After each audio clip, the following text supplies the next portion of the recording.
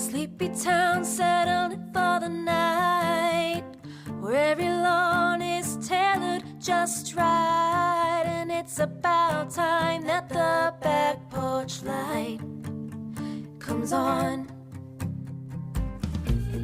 At that house down the street, at that house on Magnolia Street. Hello. Good day. Good day. Outside, how you doing? Okay, I'm not gonna lie. I had some mead in honor of this episode. Nice. So if my face is red, it's because it's hot. It's because you were meeting. You were. I was in a meeting. You were in a meeting. Hey, witch, hey. Hey, witch, hey. We're talking about the bees today. I'm Christina. I'm Justina. Welcome to Magnolia Street, your one and only musically inspired practical magic fandom podcast. Every week we deep dive on different aspects of the movie and the books, as well as treat your ears to our very own practical magic inspired original music. Before we get started in today's episode, we wanted to do our patron shout out. We have a new patron! Bow, bow, bow, bow. Welcome, Mallory. We're so excited to get to know you over on Marco Polo. So if we haven't gotten to talk to you, I hope you found all the links. Thank you so much for supporting us. Thanks, Mallory. Yeah, welcome to the neighborhood. Welcome to the hood. Now you're never going to get rid of us. Mallory's also a musician, is that right? That's right. Oh. I believe she's down in the Nashville area, if I remember correctly. Southern girl. All right. Yeah. Cool, man. Yeah. Thank you so much, Mallory, for being here with us. This one's for you. I'm excited she's here. Me too. Mallory was also one of our supporters for our campaign. Yeah, that's right. I hope she gets her thank you thing. I've been sending them out like sporadically. Gradually. Yeah, I haven't even started mine yet. You reminded me because I just saw Kim post the thank you. Yeah. She put up a thank you for our thank you. Yeah. So now I'm like, oh shit, I should probably send my stuff out. I had a book of stamps. I was like, these are the people that are going to get it first, and then all the other stuff is going to have to go out separately. Yeah, this week we're talking about bees and the divine, and I guess their connection with spirituality. And one thing that I would like to point out is that bees don't actually have a role in the practical magic movie. However, they do make many appearances in all 4 books.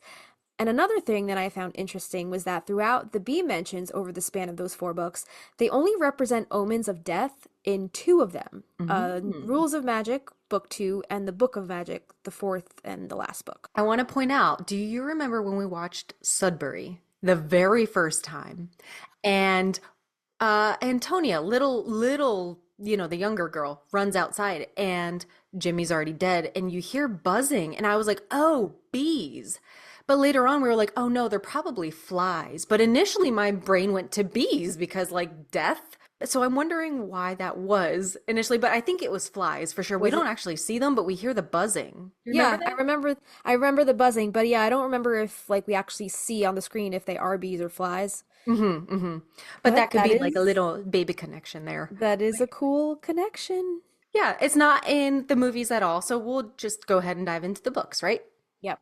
So the first book, Practical Magic, so this starts on page 41. It says, during that year, Sally let the aunts take care of Antonia and Kylie. She let bees nest in the rafters in July and allowed snow to pile up along the walkway in January so that the postman, who had always feared that he'd break his neck one way or another delivering mail to the Owenses, would not venture past their gate.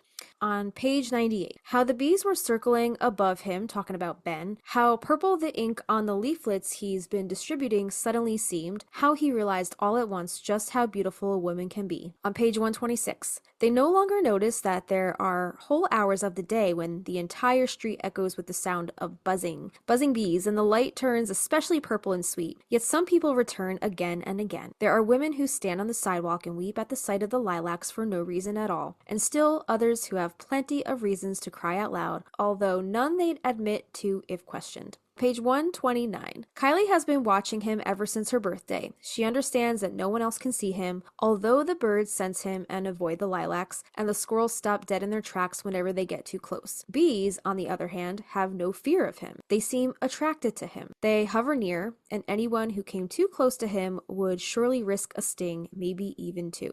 Did it say who that was referring to? Who's him? Jimmy. Bees Jimmy don't The bees don't fuck with Jimmy. So maybe it is the bees then. I think it is. Because it says they seem attracted to him, they hover near.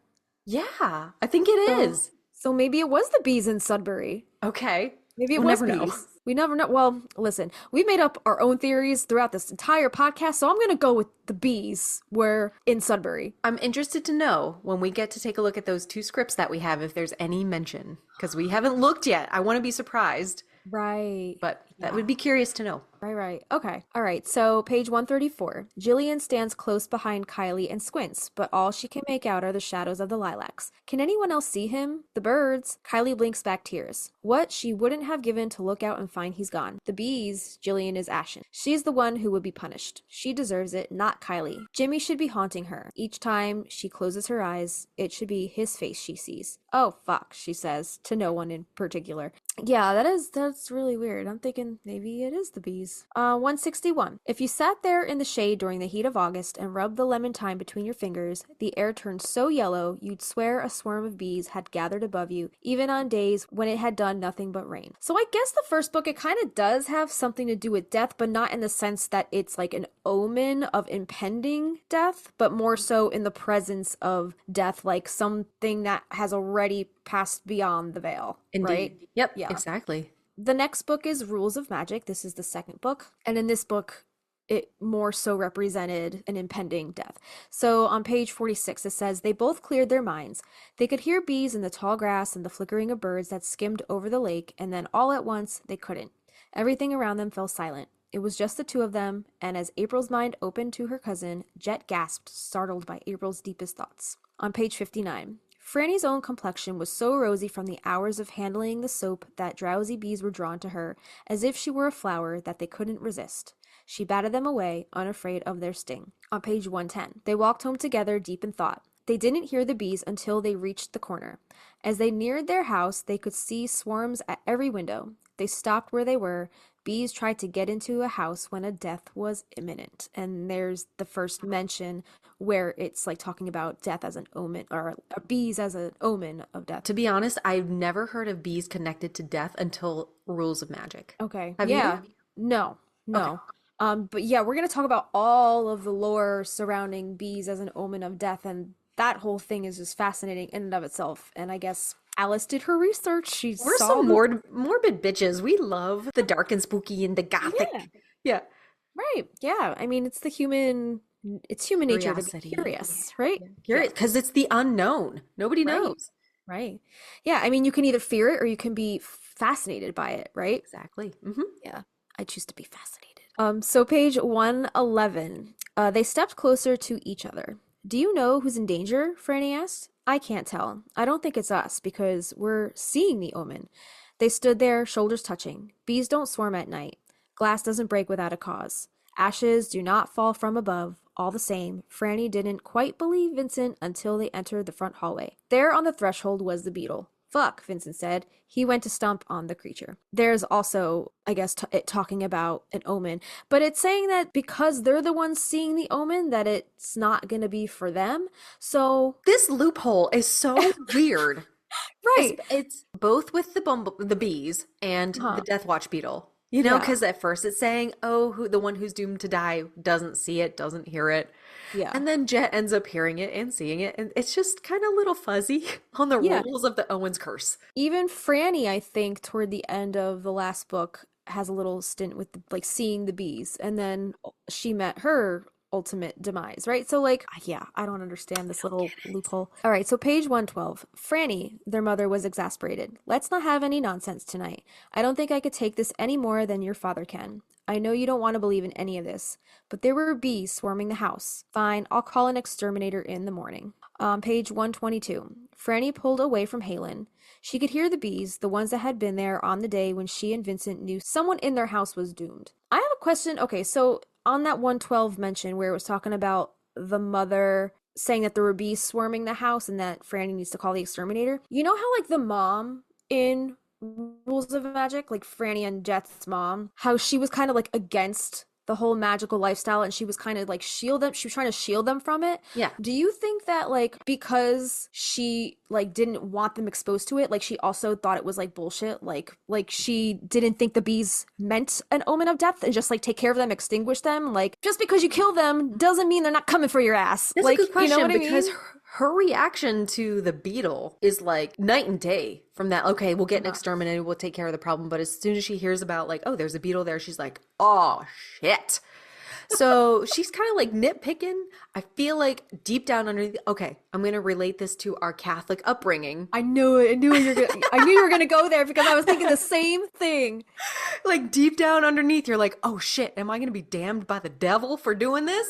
And Yeah. she probably has that ingrained in her upbringing Right. of like the bees, the beetle. That's a warning sign. Take Yeah. heed. And it's also kind of the same thing with like our Catholic parents and our Catholic upbringing. They only believe in something when it's convenient for them, It's true. right? Yeah, So yeah. they nitpick, they're cherry picking their own religion. Like, so I'm pretty sure maybe their mom was doing the same type of thing with the That's so bee, funny. right? Yep. Right? The bees and the beetles. That is funny. Where are we at? 225?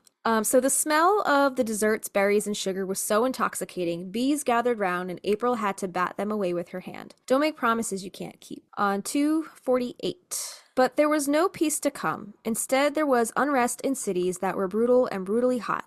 In the park, there were swarms of bees, so many that Franny took to wearing a scarf when she sat beneath the hangman's elm. She brought the deer a bowl of cool water, but it refused to drink. She could see in its eyes that it had given up. Oh, so sad. That reminds me of the albino deer that you saw last year, year before, Yeah, that's 2 years right. ago. That's Right. crazy. It is crazy. I've never seen an albino deer before. Did it have Yeah. red eyes or like normal dark eyes? I don't remember. I didn't get like a good look of like its facial features because it was already like kind of like it crossed the street and was going up the hill by the time like I saw it. You were blessed that day. I don't know what. Well, where's my lottery ticket? What in the random? It's this What, project we're doing. This is your lotto ticket. what was it supposed to bring me? I don't know. I'm still waiting for that answer. So page 249. Instead, she sat shivering in their own small garden and she waited for whatever was bound to happen when a white deer appears, when white roses bloom overnight, when bees follow you home to nest in your rooftop. So the deer at the hangman's elm that Franny gave the water, I guess that was the same deer that they're talking about on 249 I here. believe so. A white deer. Yeah. So I'm wondering, is Alice comparing the white deer here to the same kind of like omen as the bees? Like the Hmm. omen of death or like the afterlife or something that like messenger or what do they call it? A psychopomp? A psychopomp. I'm not sure. It's some kind of omen to like be wary Yeah. of. You know, like Right. pay attention. These roses are blooming overnight. This white deer has followed you home. Not sure. Not sure what Alice was trying to lead us to with that one. Yeah, I'm wondering like where the deer connects with the bees because it says it in the same sentence. The Hmm. deers appear and then the bees follow you home. On page 250, Franny went out to the rickety back porch. The city smelled like possibility and corned beef hash. Franny used a dull knife to slit open the envelope, then watched as a bee rose into the cloudy air. The last time they'd seen bees, they had portended a death. But I was wondering, like, the last time they'd seen bees, they had portended a death. So whose death were they talking about? I don't remember. I think the parents and Was it? Levi. Yeah, I believe Okay. so. So Okay. that's it for Rules of Magic. So again, first book in the series that really paints bees in that picture of like they're that omen of impending death. We're going to move on to magic lessons, and this is Maria's story, and this is back in the 1600s, so I guess we'll talk a little bit more about I guess what bees had to do with the origins of their story. These first two say they'd come from a long line of women whose blood burned black in the snow, who could cure or wound with words and herbs, who spoke to birds and bees, who changed the weather, and were either feared or respected by their neighbors. The next one is there were yellow and orange birds in the sky, troupials and bananaquits? The hell is that? What's a Maybe a bananaquit? tropical plant. Okay, bananaquits, along with kingbirds and flamingos and hummingbirds no larger than bees that passed by a person's ear and left that individual's head ringing with a soft buzzing sound. When I played The Sims, when I did Maria's little cabin and like did her whole story, she kept bees, like you can keep bees, Oh, that's and cool. you could like kind of charm them and they'd dance around you and like they'd be your friend. But if you came on them on like an off day, they'd attack you. But Oh she was no. always like having the bees swirling around her. And I don't even know if this book was out when I did that, but that's interesting. Right. That is very interesting. I Hmm. love that. Love it for you. We need to like dive into The Sims a little more. Like, remember we I started doing that? I miss Sims so much. I don't know what my families are up to. Yeah. Oh, we should check on them. We should, Okay. we should check on them. I have to make us. I have to make our Yeah. universe, right? Yeah. So on page 93, it was a hot night and Maria was burning up using the largest iron pots in the house. The soap was so fragrant, bees awoke, birds sang at an hour when they should have been silent, and fussy babies suddenly slept through the night. Page 94. She saw a man in the snow who longed for her, and a house ringed by a garden where nightshade and mandrake grew, where the lilacs were so sweet, bees came from all over the county to drink from them. She threw the plait of her sheared hair into the fire to mark the death of her old life and the start of the new life to come. On page 99. The man who couldn't stop talking had come to Essex County to bring her a flowering tree belonging to an ancient genus, 20 million years old, existing before there were bees, so that it was pollinated by beetles. And the man that she was talking about that couldn't stop talking was Samuel Diaz, right? Because he's the one that brings her the Magnolia tree. Do you remember in our Magnolia Tree episode when whatever article it was that we were reading was talking about this whole factoid, and the writer of the article was like, Magnolia trees existed before bees were, quote, invented. Do you remember? Invented.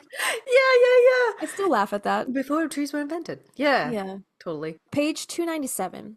Faith soon grew accustomed to Manhattan and came to know the markets quite well. She regularly visited bookstalls to search through old piles of water-stained manuscripts. She would know the text she needed when she found it. It would feel like a nest of bees when she touched it, swarming and alive, ready to do damage once it belonged to her. I have a question. Yeah. Have you ever done like a meditation or done spell work and then afterward you're just buzzing? Like Buzzing. you know that feeling, right? Yeah. That is Yeah. totally 100% that feeling.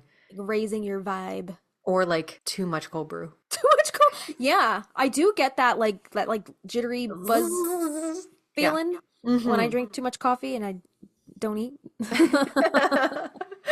It definitely that's like sometimes I have to be like I have to push aside child Justina and like bring forth adult Justina and tell child Justina that she can't have coffee before she has food. Yeah, That's cute. because then I'll just be bananas for the rest of the afternoon. Yeah. That's cute. Page 304. That rose was the magic inside of her, and every day the rose grew darker until one morning the petals and the stem were black and the thorns were so sharp not even the bees would come near. On 351. This is what she had seen in the black mirror when she was only a girl, the man she was fated to love, one who never stopped talking, Samuel Diaz, right? Who wasn't afraid to love a witch, who searched for a tree with white flowers that was so ancient it had grown on earth before there were bees, the Invented. man whose ring she wore, wait, before the bees were invented, the man whose ring she wore, whose bed she had slept in, who she had foolishly not understood, had always been the one. On 359, one more ingredient fallen into her lap. She took it in her hands, for it was what she needed for her dark spell, the bones and heart and liver. She closed her eyes as she wrung its neck, and as soon as she did, she could feel the wrongness of her deed pulsing as if a hive of stinging bees were under her skin. And again, like talking what you were saying before, that feeling, that like jitter feeling running through your, Reverberating. yeah, after you do some kind of spell work that just has you just like pumped. I would have that after a goddess when I would go to the goddess studio and we'd have like Mm, Sabbath meetups. yeah. Almost every time, and I like knew after a few times going Yeah. home, I'd have that like reverberating feeling. And I think being around so many women and feeling so supported and uplifted, I'd Yeah. go home and more times than not, I'd be fucking pissed at Aaron the rest of the day because he just didn't get it. Too much testosterone. Yeah, yeah, yeah. I would just be so high and then Yeah. exhausted and irritated when I got home. At the same time. Yeah.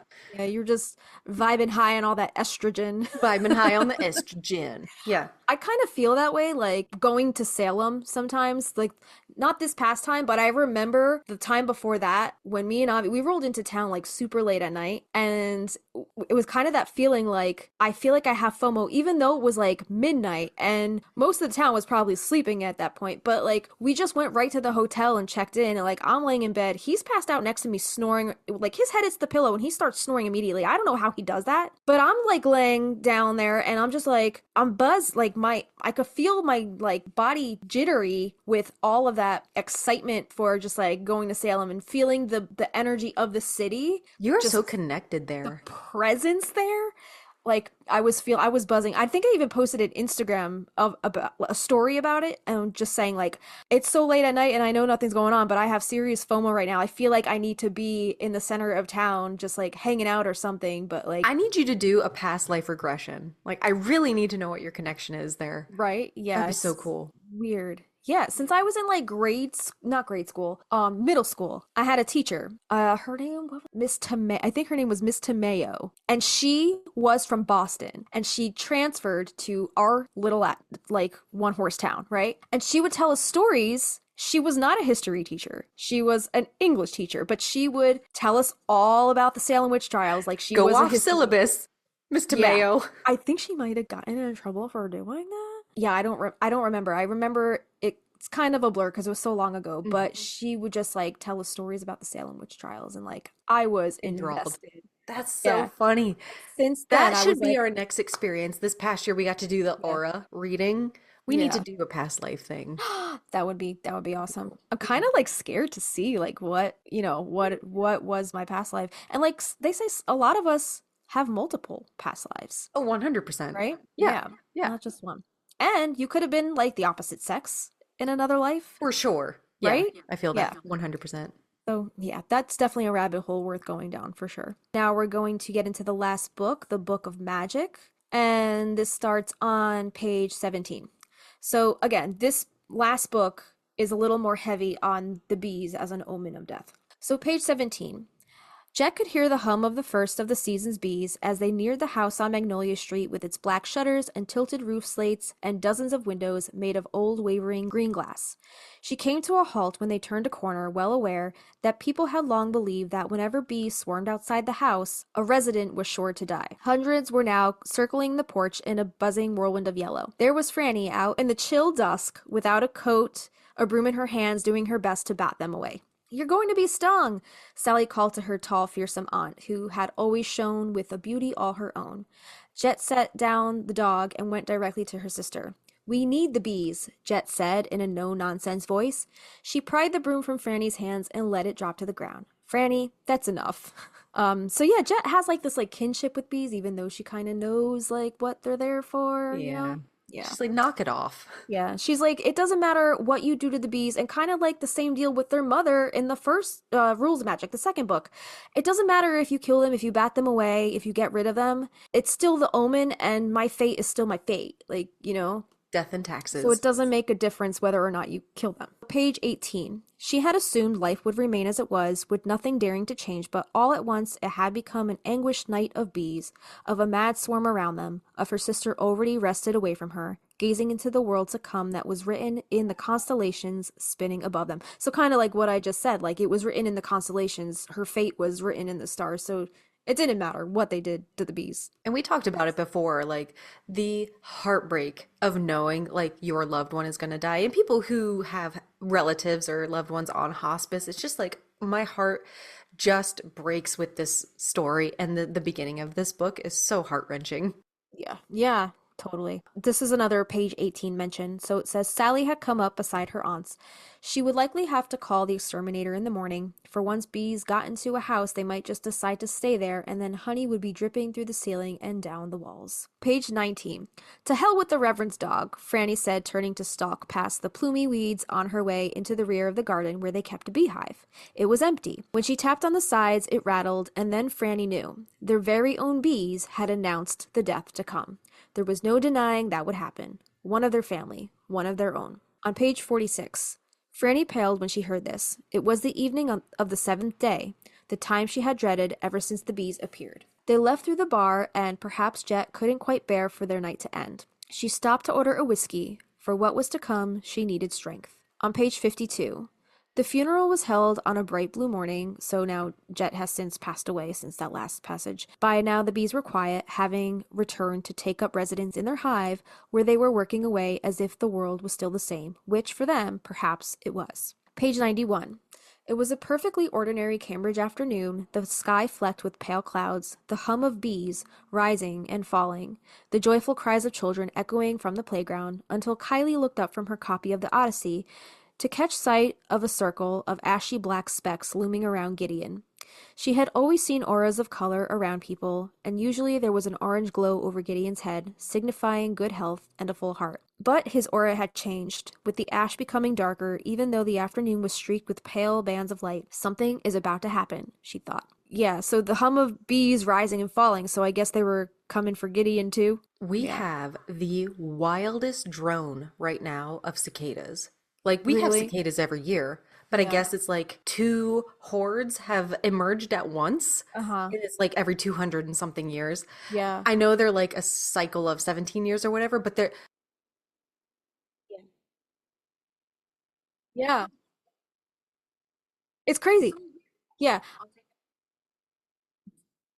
Really? Did I tell you we had a cicada brood 2, it was called. What was it? 2000, I want to say like 2010, 11 or 12. Did I tell you that story? Me and Avi went to the movie theater and they were dive bombing yeah, us and I was like yeah. whacking them with my purse There's and you so could hear many it here right now. Yeah. because there's like a whole stretch of woodland that goes alongside of the movie theater and they were like going bananas. Like you could hear, yeah, it's They're hot and heavy right now. Yeah, that's so weird. Something's about to happen. yeah, I don't Sex. know. They're like, let's fuck.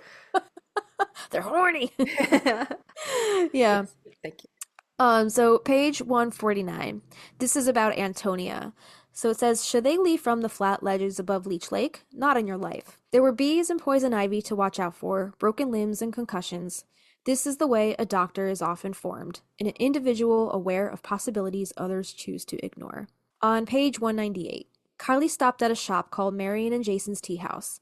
There was a thornfield rosebush outside the door of the shop, with one black flower already blooming. Bees were gathering, droning in the falling dusk, drawn to the scent of the blooms. Kylie had lost her appetite. Each time she thought of Gideon in his hospital bed, she felt sick to her stomach, but once inside the shop, she ordered a scone to keep up her energy, along with a cup of tea, to which she added 3 sugar cubes. So page 309. He used a match to spark the flame, and as the first billows of smoke flooded the room, there was the sound of fluttering birds, wing beats, perhaps, or bats that have taken up residence in the chimney, now flickering through the treetops as they fled the smoke and fire. Bees flew out from behind the mantel, where the walls were thick with honey. Kylie had heard that bees driven from their hive portend portend disaster.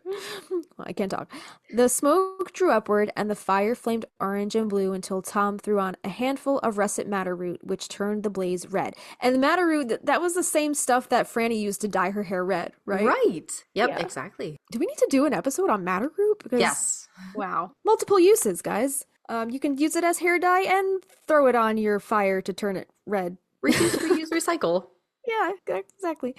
Page 341. It was still dark when Franny took the carpeted stairs to the lobby, holding onto the oak banister to take some of the weight off her knee, stopping to grab a coat from the rack. A maid who came in early to sort the laundry would later swear she'd spied a young woman with red hair go out the door.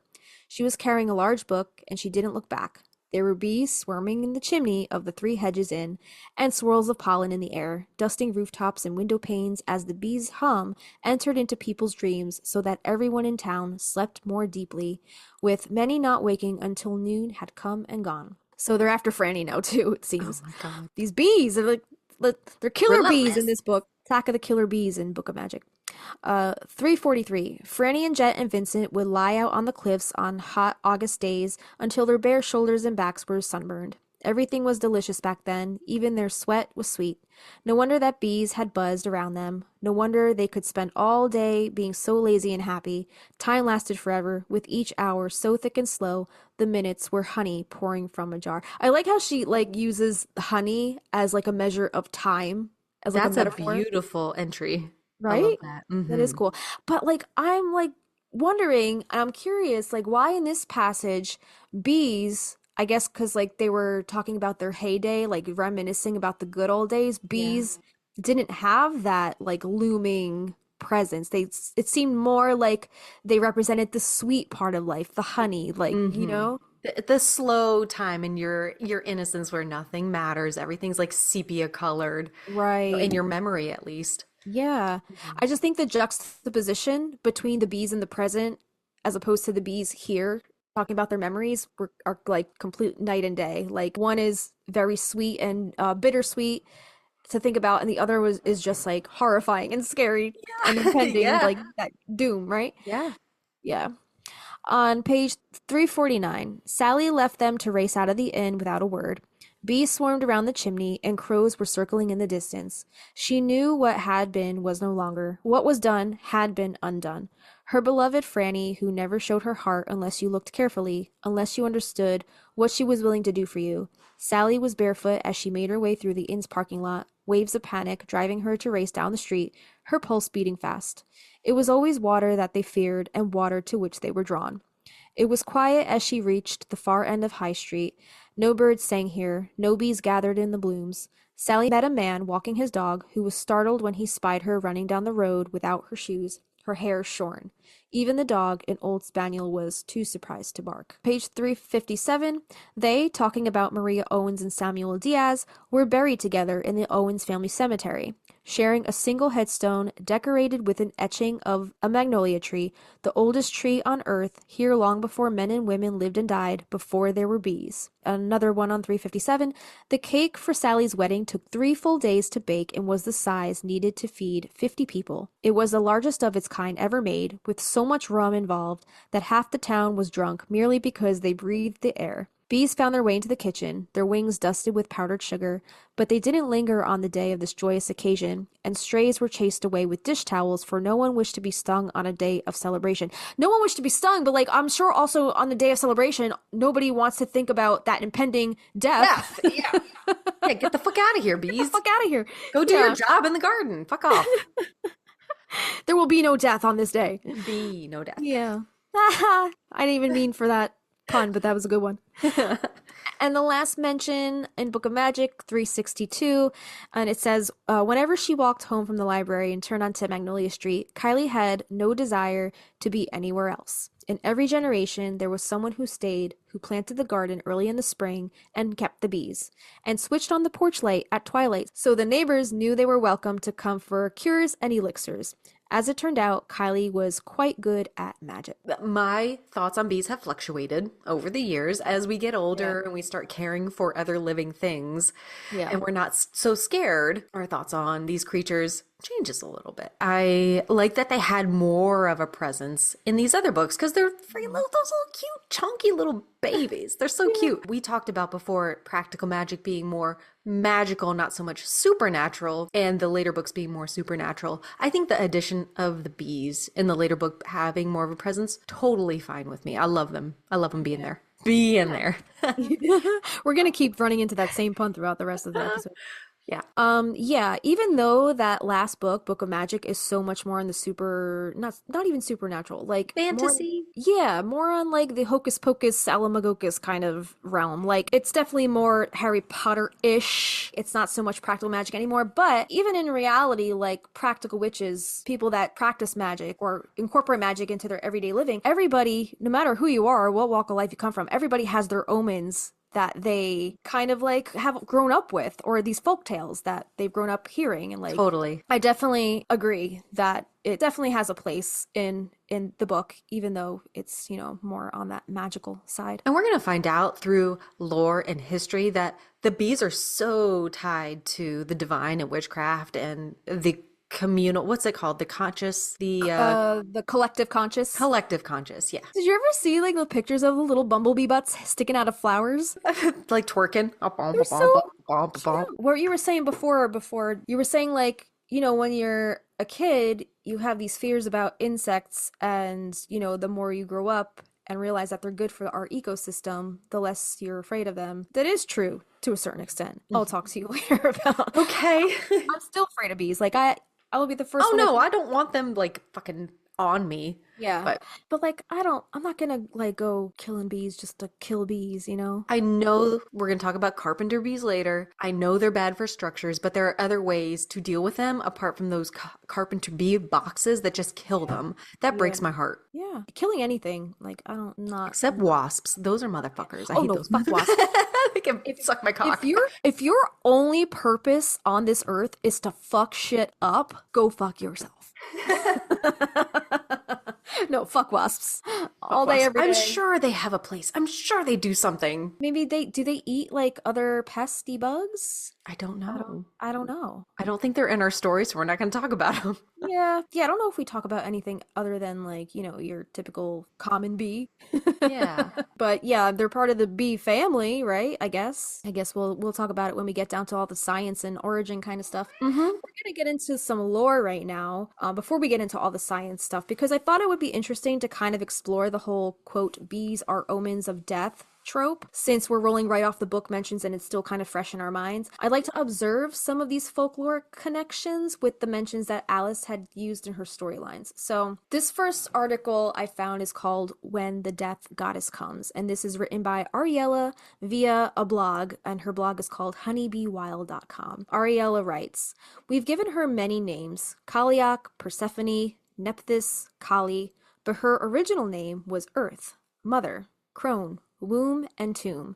There is no death goddess who is not also tied to or herself a goddess of rebirth. They are not separate because life is not and never can be separate from death. This is why the Celts built passage tombs or long barrows. We are born of the mother and return to the mother, her dark and earthly embrace. In the modern era, we often associate bees with symbols of abundance, industriousness, and springtime. However, bees have also long been associated with death in equal measure. Bees and beehives are common symbols on tombstones, even within the Christian era.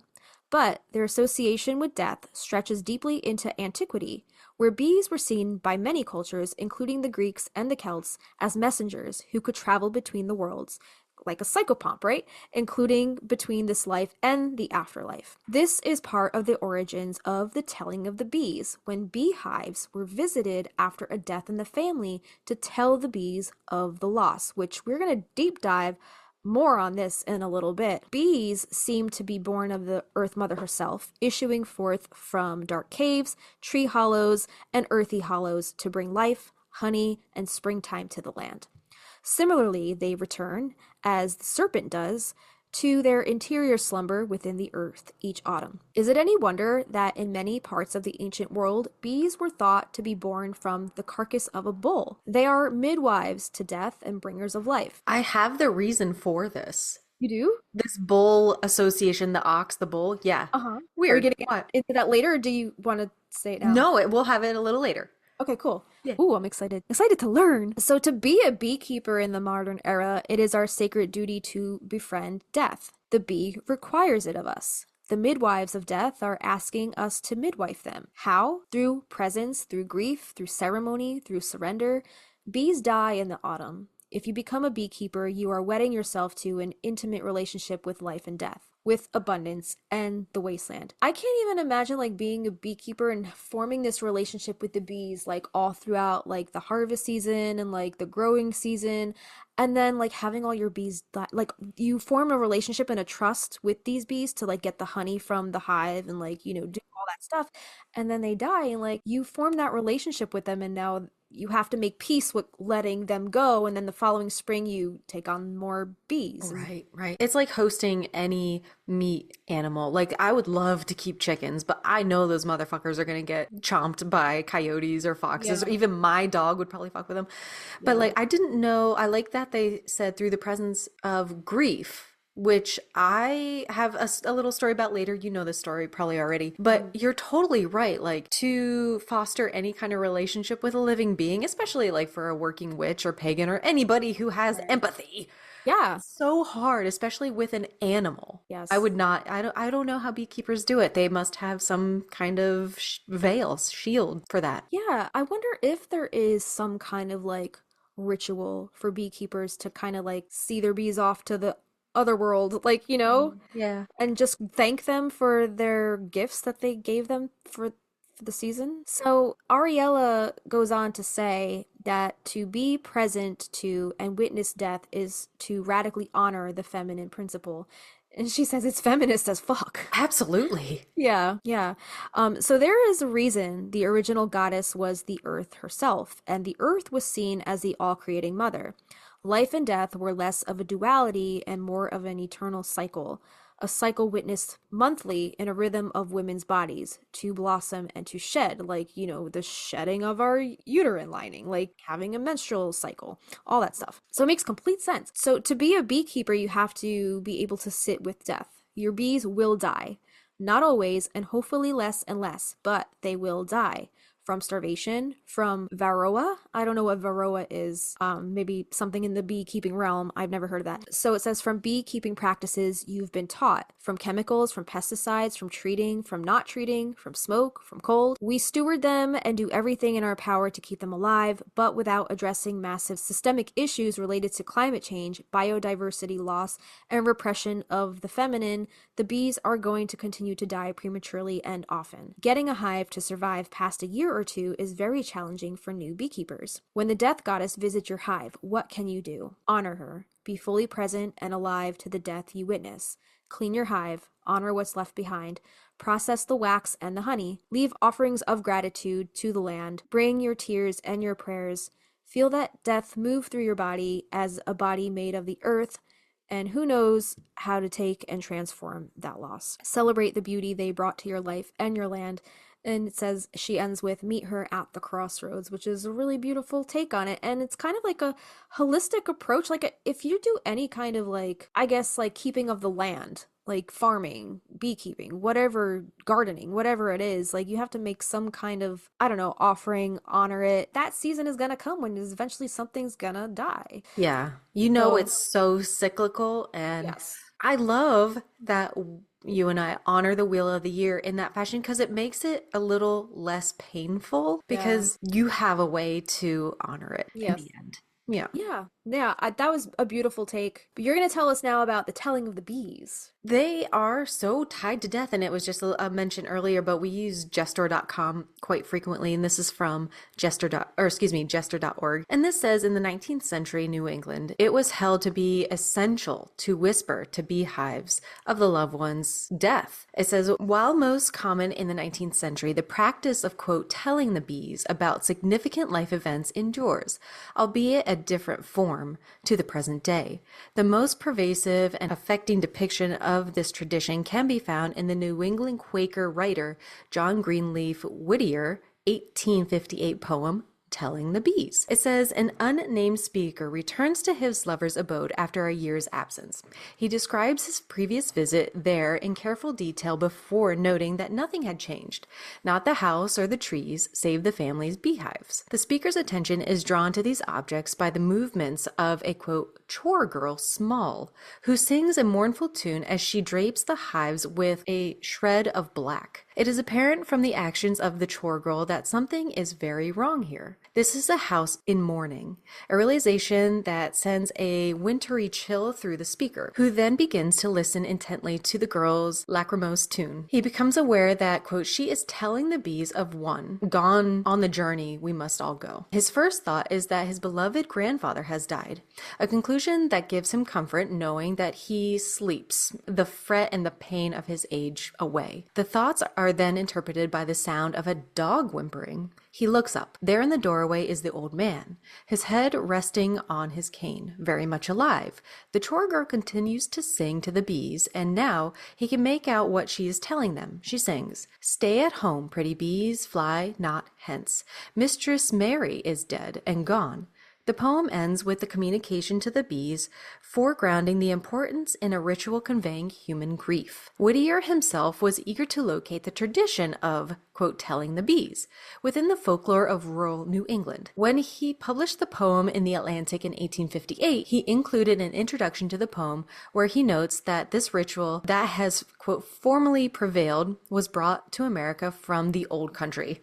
That Whittier felt it necessary to include a note about the tradition indicates that Even in the mid-19th century, the tradition of telling the bees was fading. In an 1858 letter to fellow poet and Atlantic contributor Rose Terry Cook, Whittier mentions that following the advice of the Atlantic's first editor, James Russell Lowell, he changed the title to Telling the Bees and added a verse.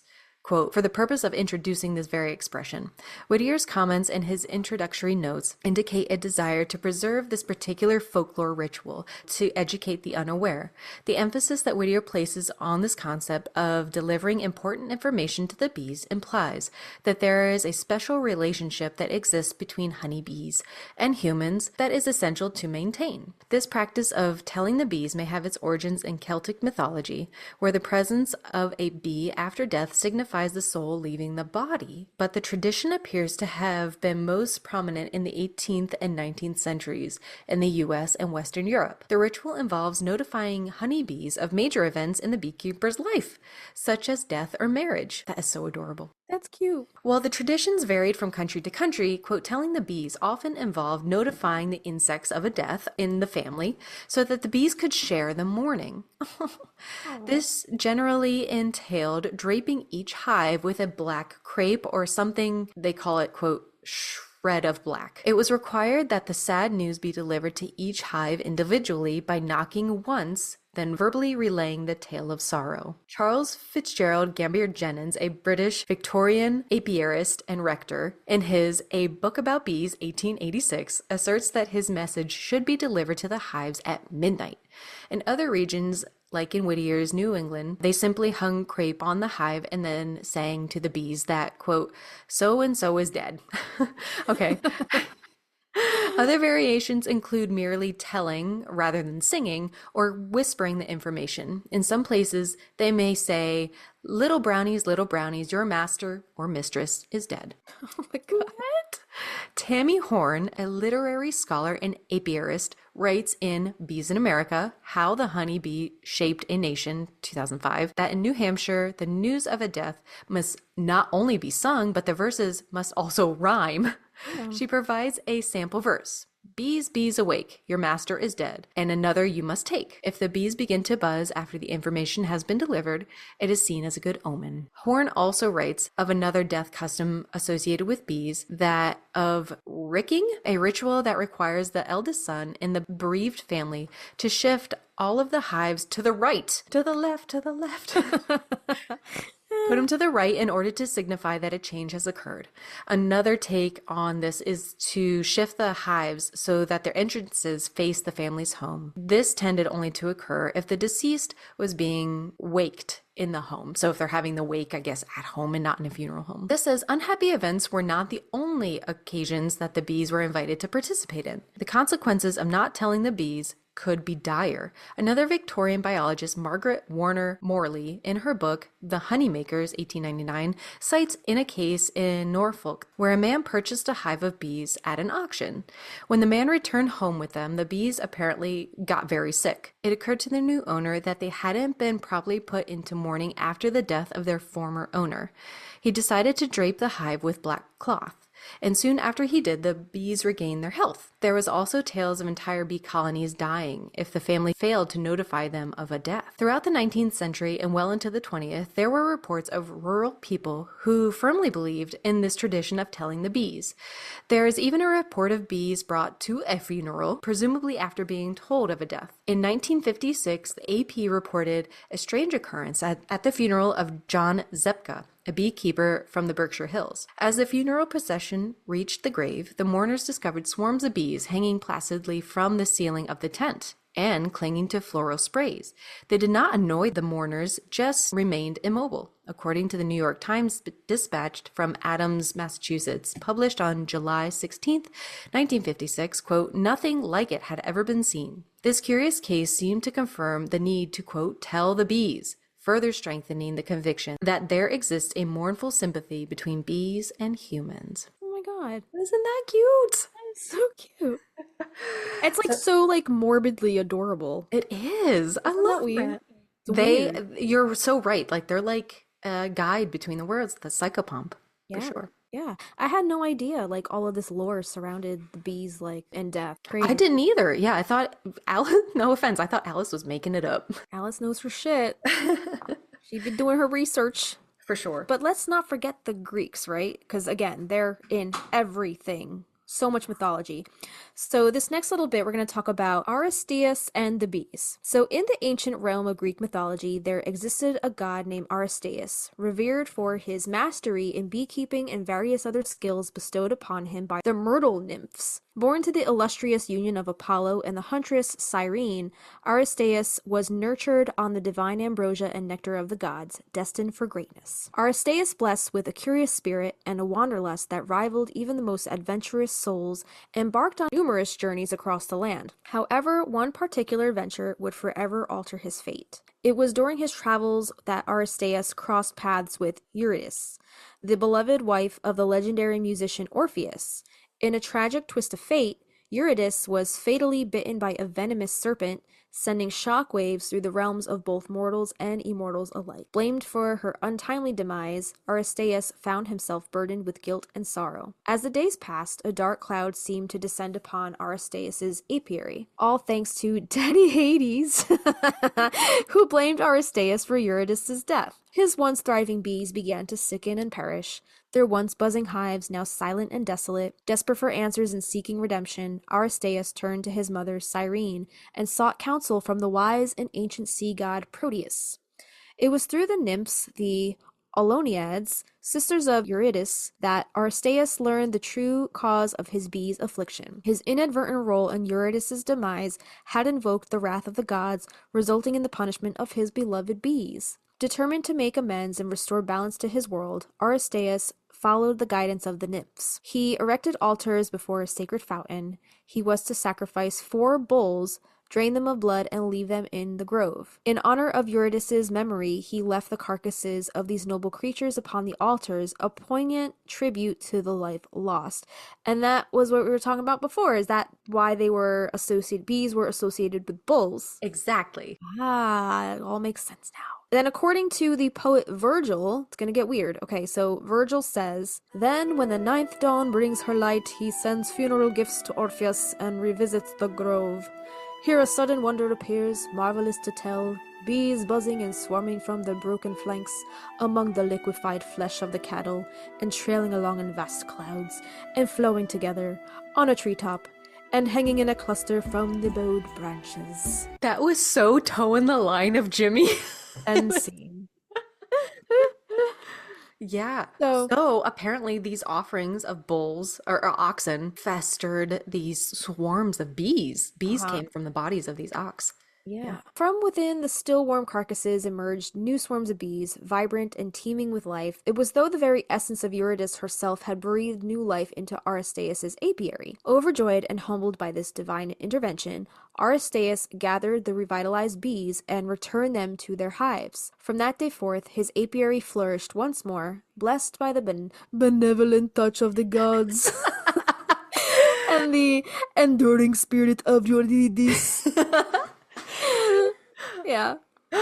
I can't unhear it. I know you do a different accent. I know you were doing a different accent when you were reading that poem. Yeah. I can't not hear Jimmy. Everything just goes back to Jimmy. Another little tie-in with death comes from a biblical tale, and this one actually was courtesy of my brother-in-law Josh. This is the story of Samson and the lion, and this is chapter 14, I think in Samuel. But y'all, I threw this into Chat GPT and told it to write it as a Gen Zer because Josh is a Gen Zer, like the ultimate surfer boy, and it did not disappoint. So, like, Samson's cruising through Timnath, like, spots this Philistine babe and is like, "Yo, Mom, Dad, check out this chick I found." She's Philistine, but she's got that vibe, you know, like, his parents are all like, "Bro, seriously? You, like, can't find someone from our crew?" But Samson's like, "Nah, she lit, bro." Little did they know, God was, like, low-key setting up some drama with the Philistines who were calling the shots back then. They roll into Timnath, and they're chilling in the vineyards, and a lion jumps out, causing this, like, fucking scene. But Samson, pumped up on this divine energy and adrenaline, tears the lion apart. No cap. And he doesn't even tell Mom and Dad about his epic battle. Later, he He's heading to pick up his Philistine crush, and on the way, he peeps the lion's car. He peeps that lion's carcass, which is now a honey-filled hive. He grabs some, snacks on it like it's candy, and keeps it on the down low from his folks. They throw a bash, as you do, and Samson, being the life of the party, drops a riddle to spice things up. And he's like, guess this riddle, I'll hook you up. Fail, and you owe me. Nobody cracks it, so they start pressuring Samson's wife to spill the tea. Samson's mad as heck, so he rolls into Ashkelon, takes out 30 dudes, kills them, ass bones like a big fuck you up your asses, swipes their loot, and pays off the ones who saw the riddle. No cap. Then he storms off back to Dad's crib. Meanwhile, his wife gets dumped on one of Samson's bros. Yo, tough break, girl. I hang out with Eric and Molly way too much. That's true. Well done. This is our up and coming generation, everybody. We This have is to how they, support these kids. They're going to be ruling the country one day. this is how they talk. Man, Oh, cool story Lordy. though. Cool story, Cool bro. story, bro. Cool flex, bro. Bee Folklore for the Darkest of Days, and this was found on beepods.com, written by Caitlin Knudsen. So, in many cultural and spiritual traditions, bees are significant participants in the coming of death, as we've talked about before. Today, we explore the bee folklore of the Celts, the English, Roman mythology, Greek mythology, and the ancient Egyptians. So, some bee folklore from the Celts. Do you say Celts or Celts? I'd say Celts. Celts? Yeah. So Like it's Celtic. weird because like I always say Celtic when I see Celtic, but Celt like when I see Celts, I always say Celts. Yeah, like the Boston Celtics. Right. Or Celtics. I don't fucking know. I don't know. What's the Say right way both. to say it? So the Celts, who lived during the Iron Age and medieval Europe, believed bees were intermediaries between this world and the next. They believe, like the rabbits, we talked about psychopomps in the rabbit episode. They believed bees could help carry messages from this world to the world of the dead, serving as conduits between humans and their dearly departed. Bees were respected for their abilities, so much so there were even legal documents created with the express purpose of protecting any bee-related practices. The Breck Bretha was a set of laws that protected beekeepers and beehives. Stealing a hive was considered a capital offense. Plus, anybody who sustained a bee sting and did not retaliate was owed a meal of honey from the beekeeper. Earlier, we mentioned the telling of the bees tradition, which some people believed originated during the Celtic times, but this is unclear. Either way, we do know the tradition was most popular in Western Europe and the United States during the 18th and 19th centuries. We do have a modern example. Charles D. Hitt was a farmer in Missouri who grew watermelons and supported his agricultural pursuits with beehives. When he unexpectedly passed away in 1959, mourners at his funeral were surprised to see a swarm of bees. This is what we were talking about before. These bees buzzed around their heads and the grave of Mr. Hitt. As the funeral ended and everybody tried to make sense of what they saw, it became apparent that Mr. Hitt's bees had deserted their hives. Perhaps a member of his family should have told the bees of his passing. Oh, that's So they were heartbreaking. the bees were never told. Oh.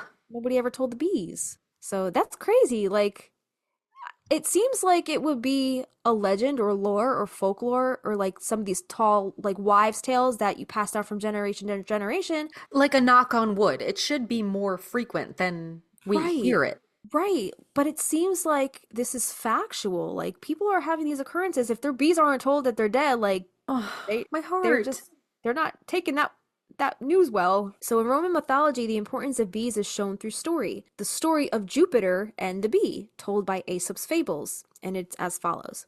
A bee came up Mount Olympus to give Jupiter a gift of honey. He was so delighted by the gift, he promised her whatever she would like. She asked for the ability to sting the humans who tried to steal honey from her hive. Jupiter was taken aback by the ill nature of the request and granted it with a caveat.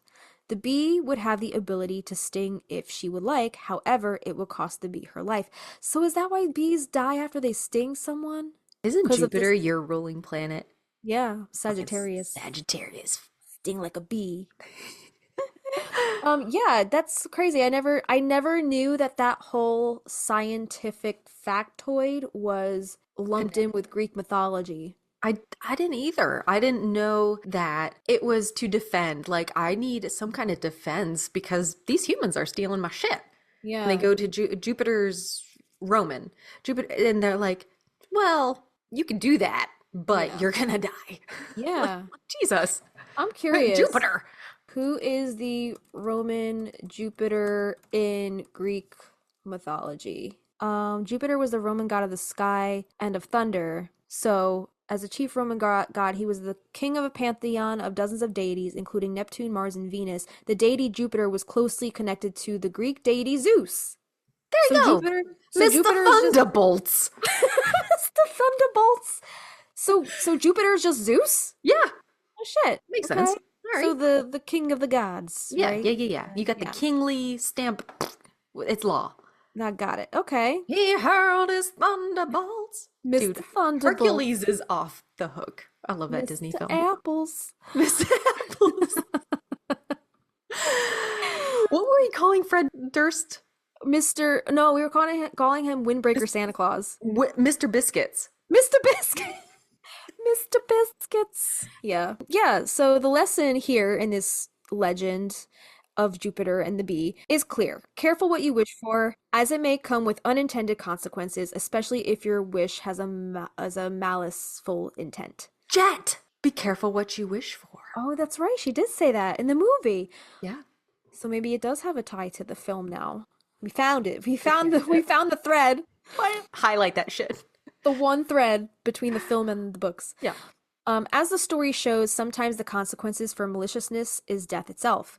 Bee folklore teaches us how to live. Bees are associated with both life and death. Ambrosia, the nectar of the gods, is often described as being a form of honey. For example, on the darker side of things, the Greeks believed openings to rock faces and caves were entrances to the underworld. Since bees often constructed their hives in similar places, people naturally associated them with death. Some Greek philosophers believed humans could be reincarnated as bees after they passed. The ancient Greeks believed Cerberus, the guard dog for Hades, could be distracted by honey cakes, allowing entrance to the underworld. Persephone, the wife of Hades, was often referred to as the honeyed one. Adorable. Honey was everywhere in the land of the dead as far as the Greeks were concerned. And now we're going to talk about the ancient Egyptians because they're a whole other bag of fascinating, right? Like they're so for the Egyptians, bees were an important part of life and death as well. When you look back at ancient Egyptian beliefs, bees are everywhere. They were seen as symbols of royalty and were part of everyday life. Beekeeping was common in ancient Egypt, with beekeepers moving hives along the Nile, depending on the season and what plants required pollination. Bees were just as much a part of death as they were a part of life. It was common to use honey to embalm and beeswax to seal in a sarcophagi. Additionally, honey, beeswax, and other hive products were commonly placed inside tombs, often as a way to provide the dead with something to eat on their journey to the afterlife. Some believed the soul of a man took the form of a bee once he passed away. Stop. Interesting. So, isn't honey also associated with money, like a symbol for money? Is it? I didn't know that. Because it's like that rich kind of like Gold. honey, maybe because it rhymes. I don't know, honey and money. Like it's just like Maybe. has the same type of vibe to me. They also filled like the tombs with riches. It would make sense for them to also fill it with honey, maybe in association with those riches, just to Oh. symbolize richness in the afterlife. I don't know. I'm with you. Yeah. So, one book of rituals, Tuat, notes ancient Egyptians believed the voices of souls sounded like the hum of bees. Bees were significant in all parts of Egyptian life. And we're going to talk, I think we have a bit more on the Egyptians a little later on. So think of bees even when it's dark. During the darkest times of the year, bees are still valuable. Use the beliefs of cultures, some more ancient than others, as a model for all bees can mean to us. Remember bee folklore as you navigate the darkness. We can think of honey as both nectar and a resource to help us navigate the darkness. If we keep bees, we can make sure we tell them if we have changes in the family, to let them know they are just as much a part of our lives as they are of ours. So let's talk about ancient bees. They were known as Melissae. So we talked about somebody by the name of Max Dashu back in our Spinning the Thread of Life series where we talked about spinning wool. This person was an instructor when I went through the priestess training, and this was the first time I had ever heard anything about bees being connected to the divine. So again, Max Dashu is an author, feminist, historian, and artist. She's written the book Witches and Pagans, Women in European Folk Religion, and she's created the Suppressed Histories Archive, which we'll link, which is an expansive collection of women's history through images and documents. So she talked a lot about bee priestesses and the cult around this bee presence as nurses, as priestesses, honors of the temple. This little section I pulled about Max says, Max shared through images the history of bee goddesses, Melissae and the oracular. There are many instances of bees and honey associated with trance, prophecy, and priestesses. The bee was really important in ancient Egypt, as we talked about, and shown in rock art. Honey was given as a gift to the dead, and the bee was associated with the goddess. The temple of Neith was known as, quote, the house of the bee. One of the inscriptions said, quote, I am all that has been, that is, and that will be. No mortal has yet been able to lift the veil that covers me. God damn, that's good. Many clothing patterns were designed like beehive cells with hexagonal shapes. Lots of bee symbolism. Heads of bees, as well as hands and feet, were on the statuaries and images of women in Crete. Bees were also seen as nymphites, nature goddesses in Greek tradition. There are signants, which were very detailed with poppies and Mycenaean rites. They also talk about trance dancing. We're going to talk later about bees communicate with dance, which I was like, that's adorable. They're just shaking their little chunky asses at each other. Panges were priestesses of the Ulysses, were called Melissae. So Melissae or Melissa is the Greek word for honeybee.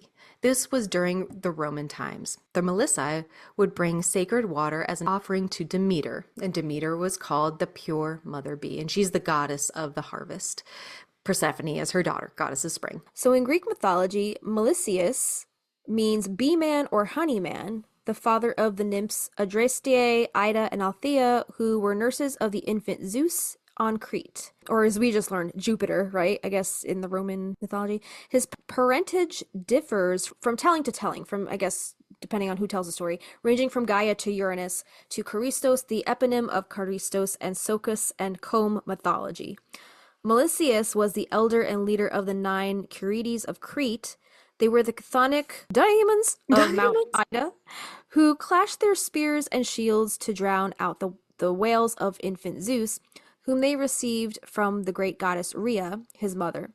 The infant god was hidden from his cannibal father and was raised in the cave that was sacred to the goddess Da, celebrated by the Curetes, whose name it bore and still bears. The names of the 2 daughters of Melisseus, one called the inevitable Adrasteia, and the other simply, quote, goddess, Ida, are names used for the great mother Rhea herself. The infant god was fed on milk and honey, the milk of the goat named Amalthea. Melisseus is simply another form of Melissus, also a Cretan honeyman, remembered by later mythographers as the king of Crete. Fermented honey and entheogen, that was the gift of the goddess, preceded the knowledge of wine in Aegean culture. These honey kings, consorting with the goddess, will have combined their position of authority with a sacral role, but modern interpreters would not follow Robert Graves in asserting that Melisseus, Adrasteia and Lo's reputed father, is really their mother Melissa, the goddess as queen bee, who annually killed her male consort. Savage. Yeah, that is savage.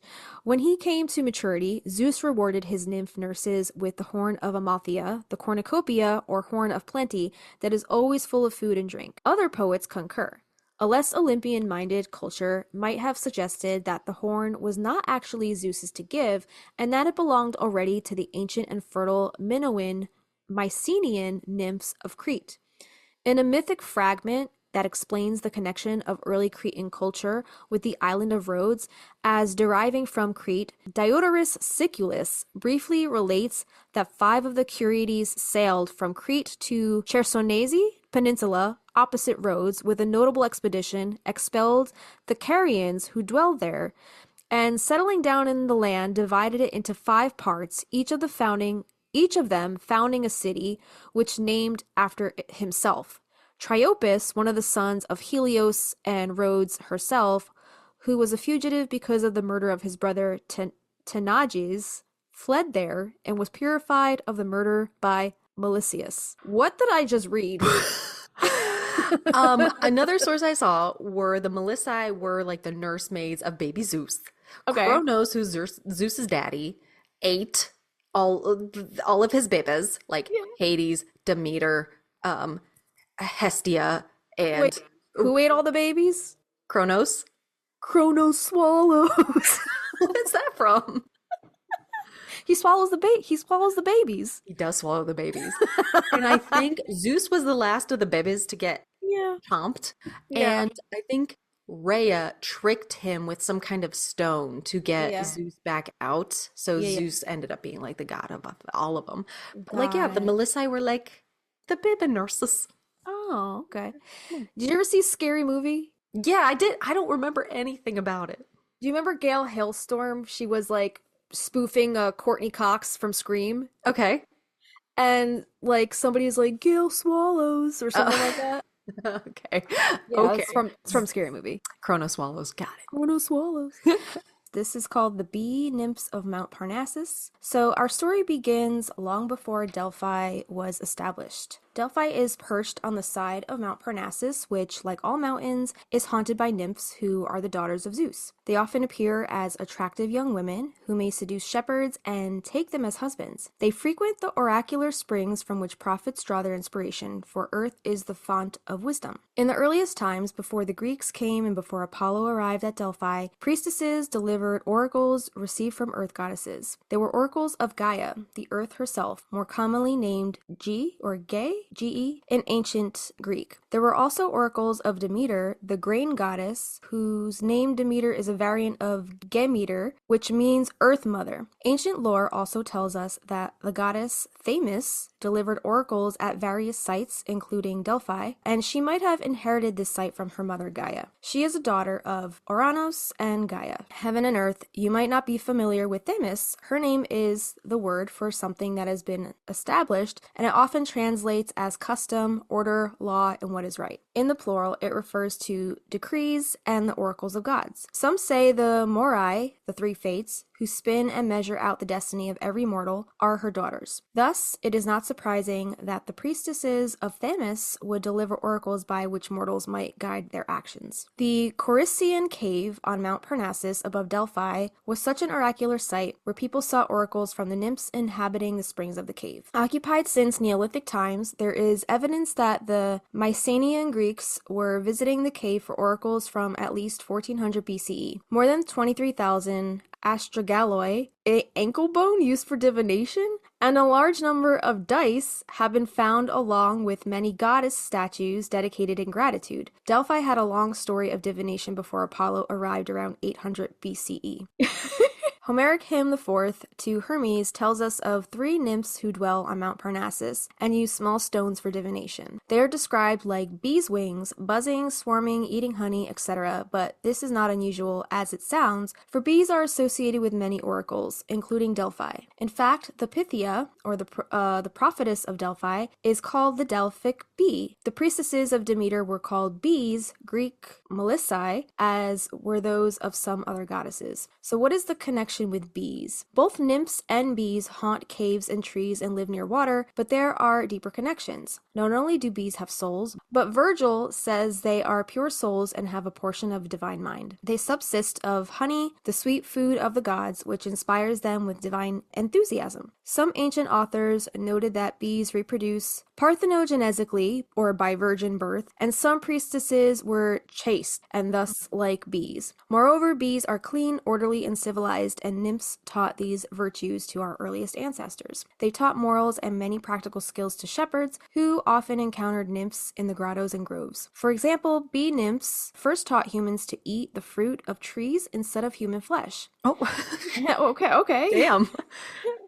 How do you just go from being a vampire to a complete Yeah, yeah, herbivore? yeah, It's like going vegan, I guess, right? yeah. Mm-hmm. And a nymph named Melissa was the first to taste honey and mix it with water to make hydromel. The bee, Greek Melissa, was named in her honor, and ever since, bees are sacred to her. Another connection between oracles and bee nymphs is that prophecy is aided by taking in the divine spirit in the form of a substance inhaled, drunk, or eaten. In early times, honey was the principal inspirational drink, often in the form of hydromel, which can be slightly alcoholic, or mead. Moreover, honey can be hallucinogenic if the bees frequent certain plants. Wine, as an inspirational drink, arrived later with Dionysus. Honey was the traditional food of the gods, often identified with nectar and ambrosia, which confer divine immortality. As you will see, Apollo governs both poetry and prophecy, which are identical in origin, and both are compared to honey when they are divinely inspired and, as a consequence, are both true and beautiful. Bees serve the muses, the divine patrons of the arts and science, who were described as bees and sent bees to inspire their devotees with honey. Bees attended many of the greatest poets in their infancy and fed them honey. This was told of Plato himself, and also of Hesiod, Pindar, and Virgil, among others. For example, Eudyne, a daughter of Poseidon, and the nymph Pitene bore a son to Apollo. Because she was ashamed of her illicit pregnancy, she gave birth in secret in a field of violets and abandoned the child there. Bees came and fed the infant honey, or some say that Mother Earth sent her serpents to bring him the honey, which is called their blameless venom. Greek is called eos. Either way, he acquired the gift of prophecy. Eudyne dwelled in the palace of King Aegyptos of Arcadia, and when he realized she had given birth, he asked the Delphic oracle about the father. The Pythia replied that it was Apollo and that the boy would be a famous prophet. Therefore, the king ordered Eudyne to rescue the child, and since he was lying in a field of violets, Greek is called Ea. Oh, interesting. So Ea, in the place in Greece called Ea, is Oia. I wonder if it was named after the Field of Violets. It's basically where Santorini is, where with all like the white domes or the white little houses with the blue domes. So she named him Iamos, and when he was a young man, he descended by night into the Alpheus River and invoked his father Apollo and his grandfather Zeus, seeking his destiny. Apollo led him then to Olympia and taught him prophecy. After Heracles established the Olympic Games, Iamos established the oracle there and founded the lineage of Iamidai prophets who were still active in the 3rd century. To return to the nymphs, the 3 bee nymphs of the Corycian cave are Melena, which is the black one, Cleodora, which is the one famed for her gifts, and Daphnis, which represents laurel, I guess like bay laurel. Because I know the Greeks have like a thing with bay laurel. Or Corycia, Greek Koroukia, named for the cave. Corycia is the actual cave. Daphnis was said to be the first prophetess of the oracle of Gaia at Delphi. Apollo says that they were offered honey. The bee nymphs rave and give true prophecies. Jesus. Slow down, Maurice. He was in There's a here lot. raving like a lunatic. There is a lot going on here. Okay, so these prophetic nymphs are perhaps the same as the Three-Eye, daughters of Zeus, whom Hesychius called the first prophets. They invented divination using small stones or pebbles, which was the earliest form of divination in ancient Greece, for Three-Eye is the word for pebble divination, and Thriasthai means to divine. You might wonder, is this method of divination named for the nymphs, or are the nymphs the spirit of the pebbles and named for them? Does that make sense? Yeah. Okay. Which came first, like the chicken or the egg? Right. Okay, so another possibility is that the nymphs originally taught divination by leaves or petals, Greek thria, and that the name of this form of divination came to be applied to other kinds of lots, including pebbles, and that the three-eyed nymphs are the patrons of all kinds of divination. No one knows.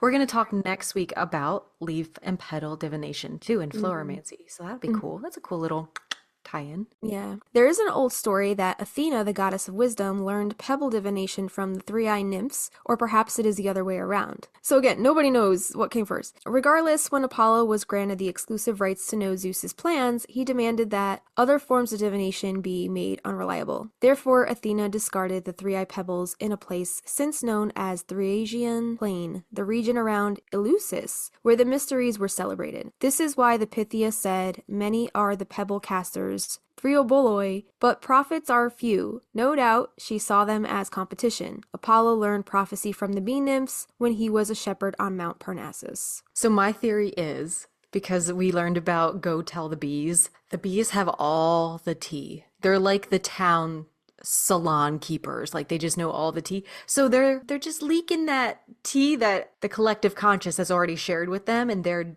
giving it to everybody else through divination. Got it. Yeah, Sharing that it. makes sense. This is by Lillian Lawler. It's called Bee Dances and the Sacred Bees. From remote prehistoric times down to the Greco-Roman era, the bee was the Aegean era, a holy creature associated frequently with a major divinity. In Crete, in a cave which Rhea was believed to have given birth to Zeus, was sacred to bees, and legend said that in it bees, or the daughters of King Melissus, gave nourishment to the divine child. According to one story, Zeus himself had a son called Melittology, who was also fed by bees. Some scholars interpret the name of the Cretan divinity, Britomartis, as meaning bee maiden. The Cretan princess Melissa was said to have been the first princess of the Magna Mater, and in later times other priestesses of the cult were said to have been called for her Melissae. On the island of Rhodes, 2 golden plaques were found, on each of which depicted a figure of part woman and part bee, Asiatic in inspiration and probably to be associated with the Great Mother. In Greek proper, we find the people of Delphi asserting that their second temple had been built by, quote, bees. And Pindar calls the priestesses of Apollo the Delphic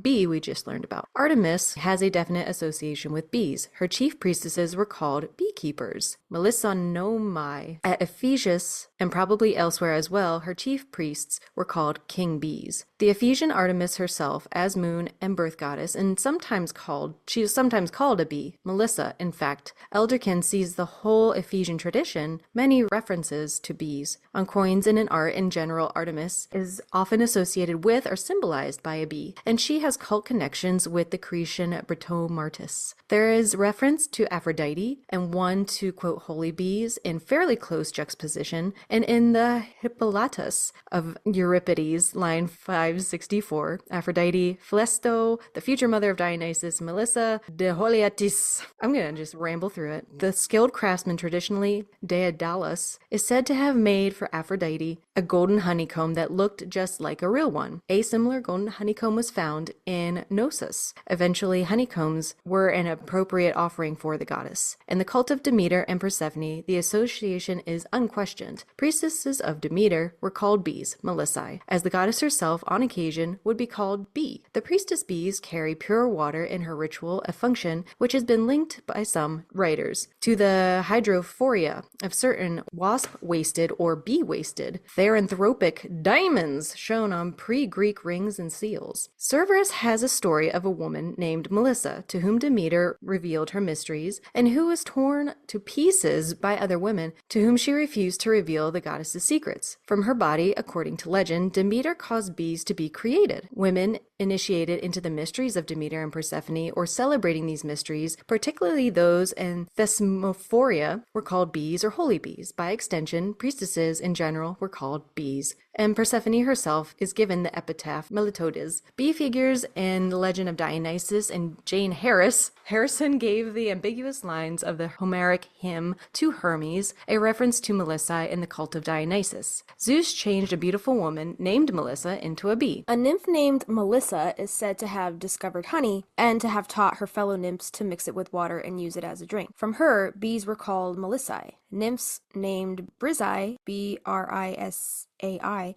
they taught bee culture to Aristeus. In the cave of Naiad nymphs on Ithaca, there were stone mixing bowls and amphorae in which bees dwell. Nymphs themselves were sometimes spoken of as Melissae, and there are legends of their being changed into bees. Conversely, bees in the chrysalis stage were also called nymphs. Oh, is that why they call, like, baby bugs, I guess, anything that forms in a chrysalis, call them a nymph? Really? I didn't know that. Isn't, like, like a little baby tiny bug, like before it matures into an That's adult. so cute. Yeah, they're called nymphs. I didn't know that. There is a possibility also that the bee may have had some association with the birth goddess Aletheia. To this goddess, Pindar applies the adjective matopolos. Whether Melissae were priestesses of Aletheia as well as of Demeter, we cannot be sure, but in each case, the divinity is associated with motherhood. It is clear then that there is in Greek literature a persistent memory of sacred bees or bee women over a wide area in prehistoric Crete, Greece, and Asia Minor. They are usually associated with prophecy, mysteries, and song, and with the cults of various female divinities or supernatural beings, most of whom bear some relationship to, attend upon, or inherit the functions of the great nature goddess of prehistoric Crete and Asia Minor. Although some of the literary references cited are obviously metaphorical, yet there seems little doubt that real women, not imaginary beings, are indicated in many of the passages which refer to the sacred bees. That raises the question as to whether in ritual observances the women were costumed fancifully as bees, or whether, on the contrary, their designation as bees was purely figurative. In my opinion, there is a strong likelihood that in early times, at least, the priestesses called sacred bees may, in some cult ceremonies, have worn costumes suggestive of the insect. There is a great mass of evidence for ritualistic animal mummery of many kinds, performed by masked or unmasked worshippers clad in animal skin or disguises for all the Mediterranean lands in ancient times. So I guess, are they comparing this to like the mummers dances, like, that whole thing? What's a mummer? I don't remember what it is, but it's like there's like a festival called like the Mummers Festival, and it's like people like dance around in like costumes and stuff. Cool. Okay, I've never heard of it. That's a thing, right? The Mummers Dance. The Mummers Dance is a song by Lorena McKinnon. Oh, neat. Okay. Yeah. Also, they are found in Minoan art, a great number of creatures, part animal and part man, and also of daemons, Diamonds. wearing the skins of animals over their heads and upon their backs, and in many cases have human hands and feet. Some of the creatures are actually garbed fantastically as bees. Many scholars regard these composite beings as votaries engaged in ritual dance mummery. We know that the dance played a great part in the religious ceremonies of the Cretans, and such mummery would not be alien to them. Certainly throughout the whole of the Greek period, there was much animal mummery in costume in the cults of such divinities as Artemis, Despoina, Apollo, etc. Despoina.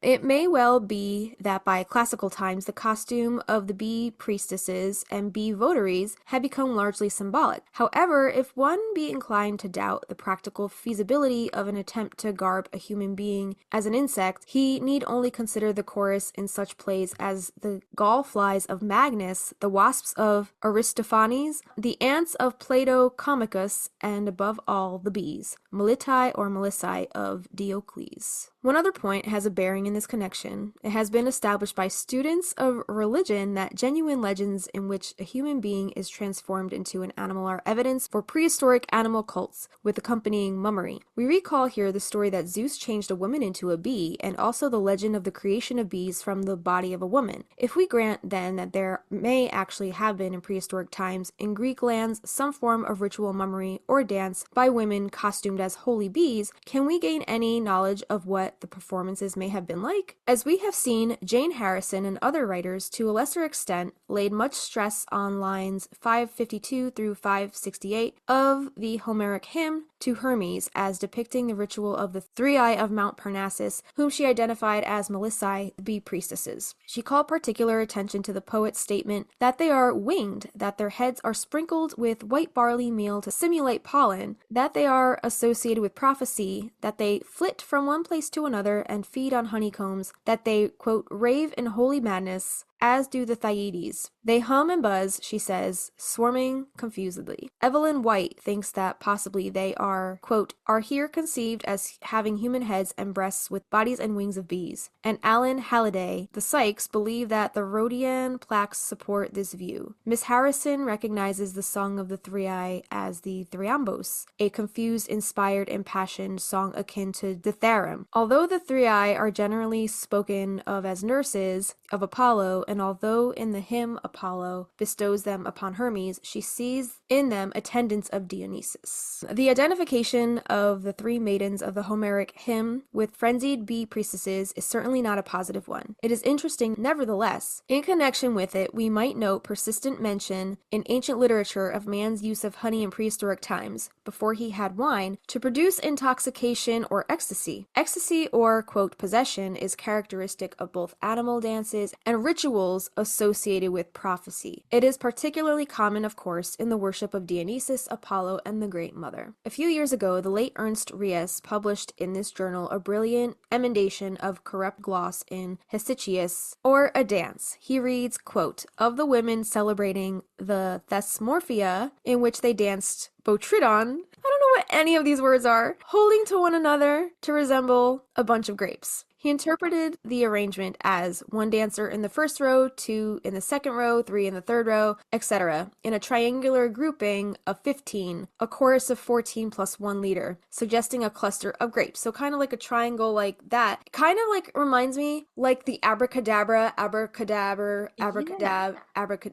You know what I'm talking about? Mm-hmm. Yeah, for sure. It's like that inverted triangle. It's a magical symbol. And each line gets a little shorter and shorter until the final line is just one, which is, I guess, the leader in this dance that they're talking. Just trying to explain it visually for anybody listening in that doesn't know what it might look like visually. He accepted studies of the present writer which pointed to the use of pictures in the dance patterns made by the dancers from time to time as they stood for a moment or two so that spectators might see the formation clearly. One of these pictures in both the Cretan dance and the dance of the Greek women celebrating the mysteries of Demeter and Persephone seems to have been the lily, and Ries believed that the bunch of grapes was another. He scanned the Jesus fucking Christ.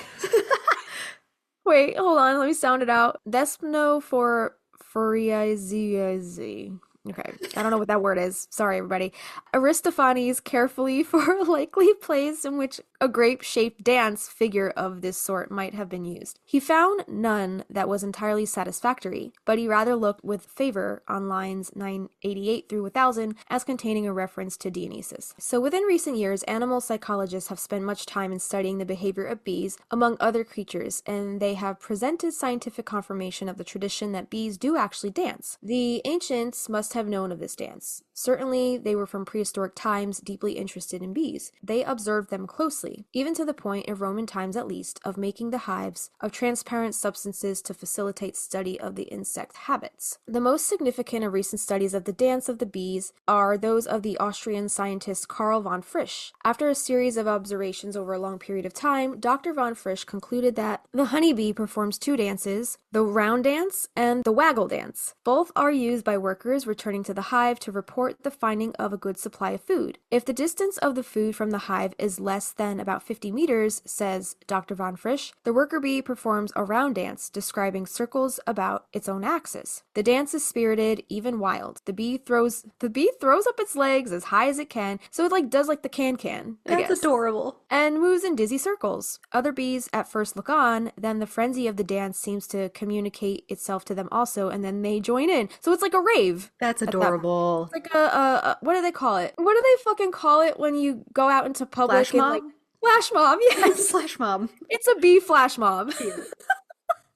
That's adorable. After the dance, they fly out to seek the food. When, on the other hand, the food supply is farther away, the bee reporting that fact engages in a waggle dance. That is to say, it describes semicircles about its own axis, first turning violently clockwise, then reversing the direction and turning counterclockwise, swinging the body with abandon and vigor. However, the speed and violence of the dances are less if the food is very far away, and it, quote, decreases with the increase in distance. Furthermore, the waggle dance is oriented to the direction of the food source in relation to the relative position of the sun if the dance takes place on a vertical comb, and indicates actual direction if performed on a horizontal comb. Other workers join this dance too before flying out, and the hive seethes with their mad waggling. Not long ago, Americans were enabled to see this whirring waggle dance of the honey bee enormously magnified in a Walt Disney short picture entitled Nature's Half Acre. Cute. I gotta go look that up.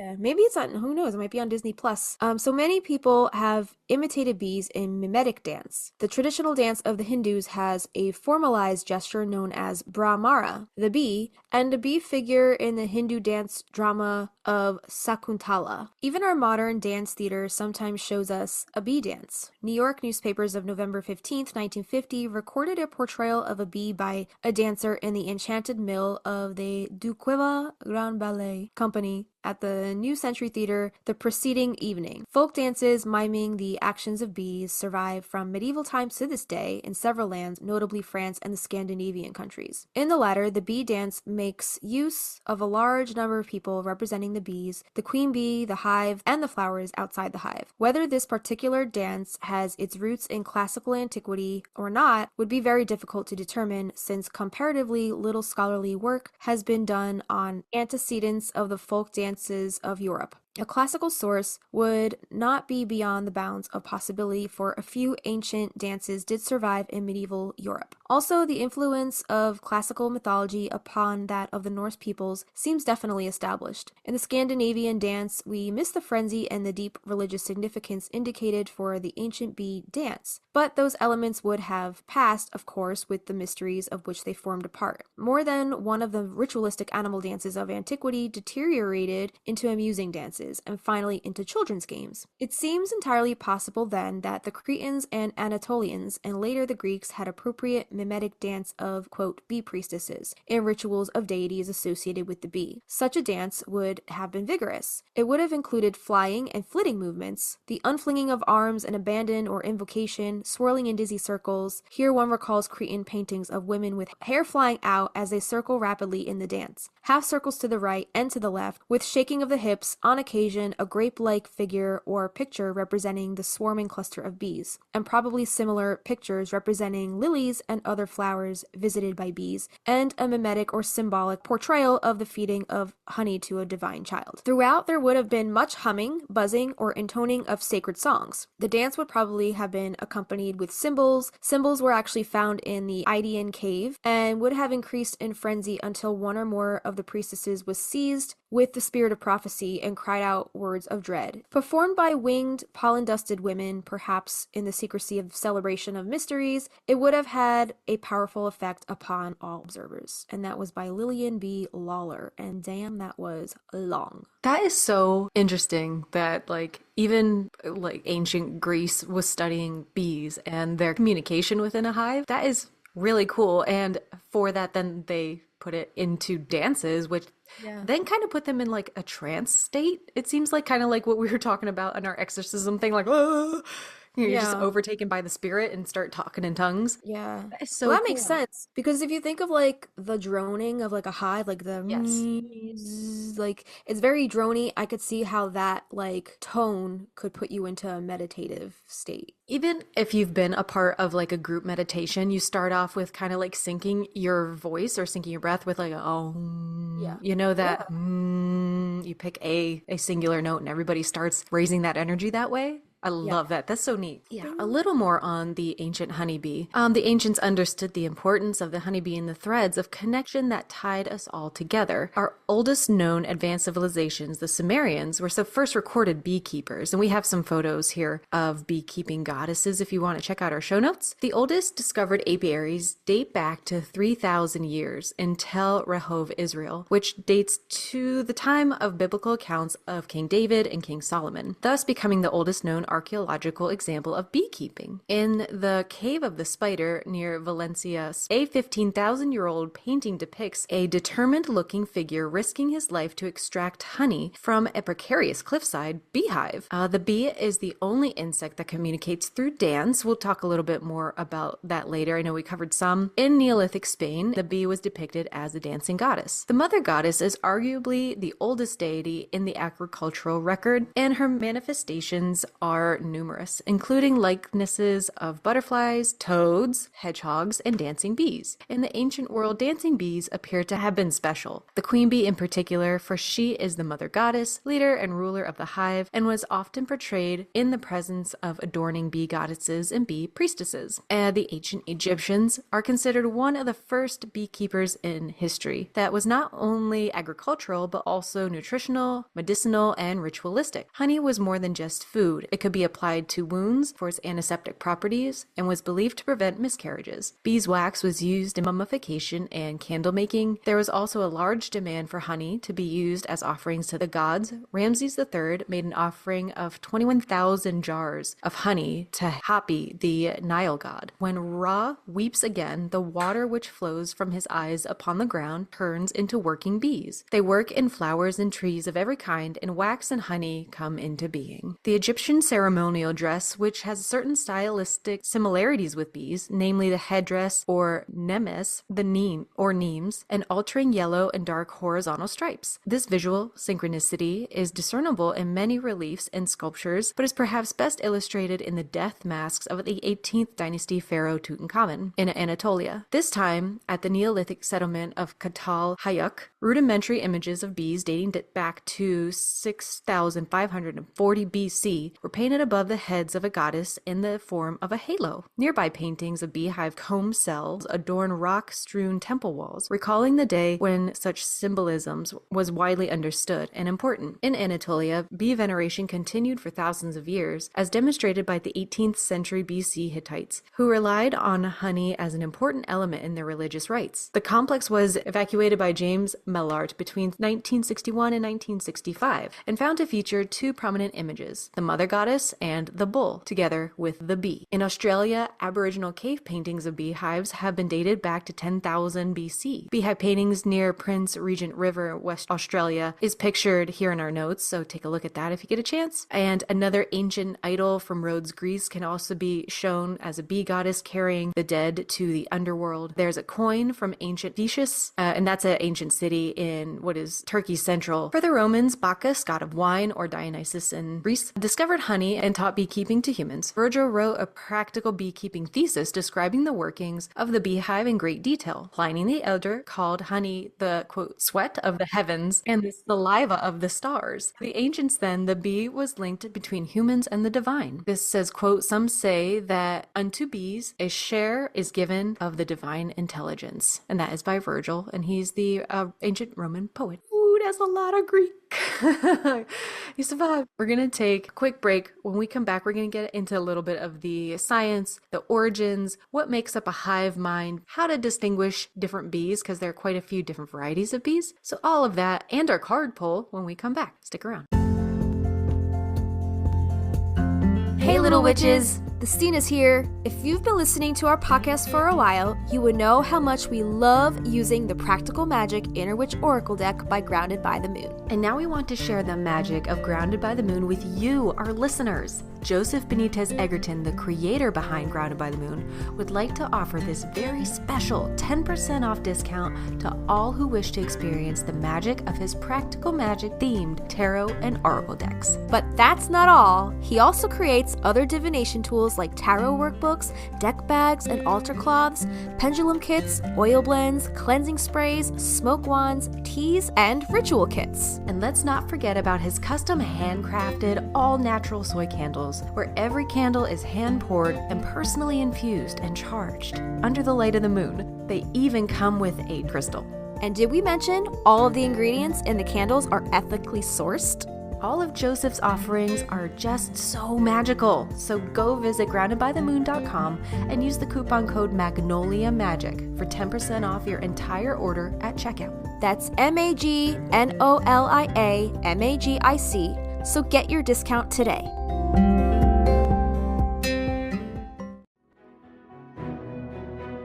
Hey, we're the Stinas, and you're listening to the Magnolia Street Podcast.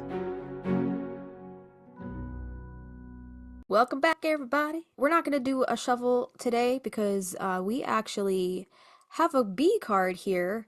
Joseph of Grounded by the Moon, he came out with this new Witch's Grimoire. It's like a 3-part deck One is what, fauna and familiar magic, one is herbology and garden magic, and then the last one is gemstone and crystal magic. In his fauna and familiar magic deck, there is a bee card. So this deck is to connect the magical energy of creatures, insects, and animals. And this is by Grounded by the Moon. The bee card represents the element of earth, the, I guess, goddess or planet of Venus, and the astrological sign Virgo.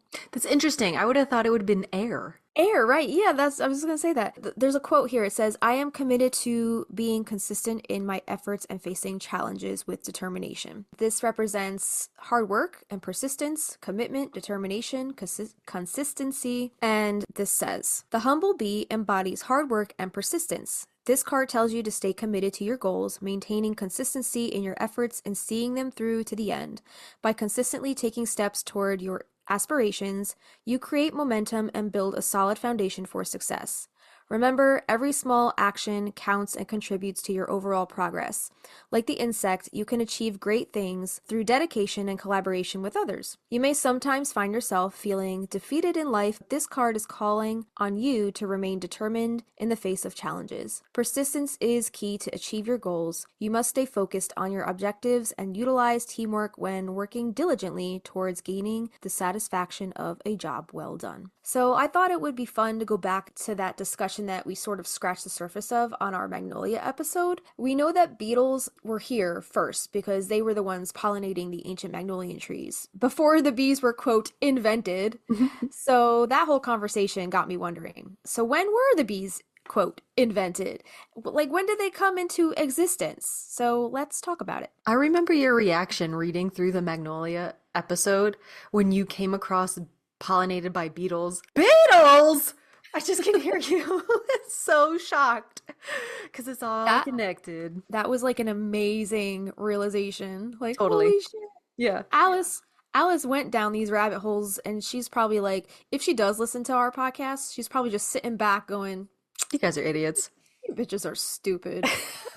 Right? She's probably like, "I knew all this already, and you're telling me?"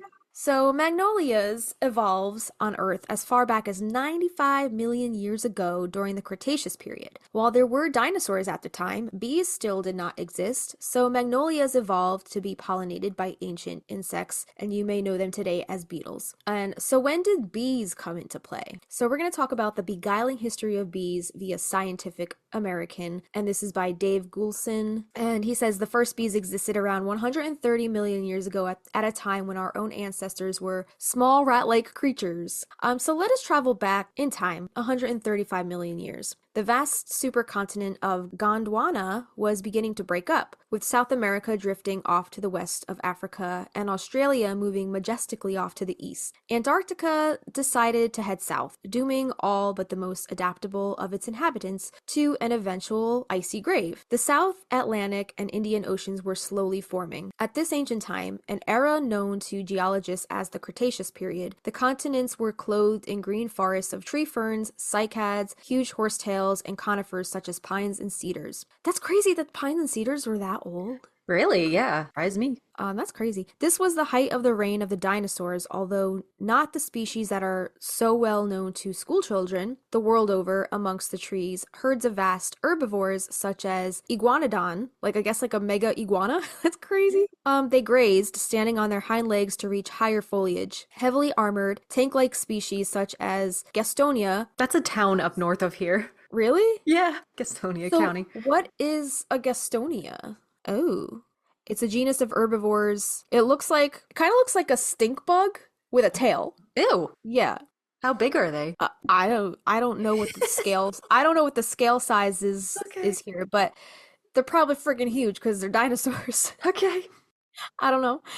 So they bulldoze through the undergrowth, and packs of ferocious meat eaters such as the Utah raptor hunted their prey. The air swarmed with primitive insects, including oversized dragonflies and early butterflies. If we could travel to this ancient land, we might be too concerned with the dangers posed by the larger wildlife to notice that there were no flowers, no orchids, buttercups, or daisies, no cherry blossoms, no foxgloves in the wooded glades. And no matter how hard we listened, we would not hear the distinctive drone of bees. But all that was about to change. Sex has always been difficult for plants because they cannot move. If one cannot move, then finding a suitable partner and exchanging sex cells with them poses something of an obstacle. The plant equivalent of sperm is pollen, and the challenge facing a plant is how to get its pollen to the female reproductive parts of another plant. The early solution, and one still used by some plants to this day, is to use the wind. 135 million years ago, almost all plants scattered their pollen on the wind and hoped against hope that a tiny proportion of it would by chance land on a female flower. This is, as you might imagine, a very inefficient and wasteful system, with perhaps 99.99% of the pollen going to waste, falling on the ground, or blowing out to sea. As a result, they had to produce an awful lot. So everybody with allergies, you guys are just allergic to plant semen. I saw a TikTok recently where it was talking about why allergies even exist today, because I guess in the early horticultural times, I don't even know, they only planted male trees along the streets because they flowered and they looked pretty, and they didn't plant any female trees to absorb the pollen when the male trees decided to, beat off. Therefore, the pollen just goes everywhere. That's why we have allergies. Dang, our bodies just can't handle the amount of testosterone, tree testosterone. Yeah, and I mean, the male trees look beautiful, like they flower, they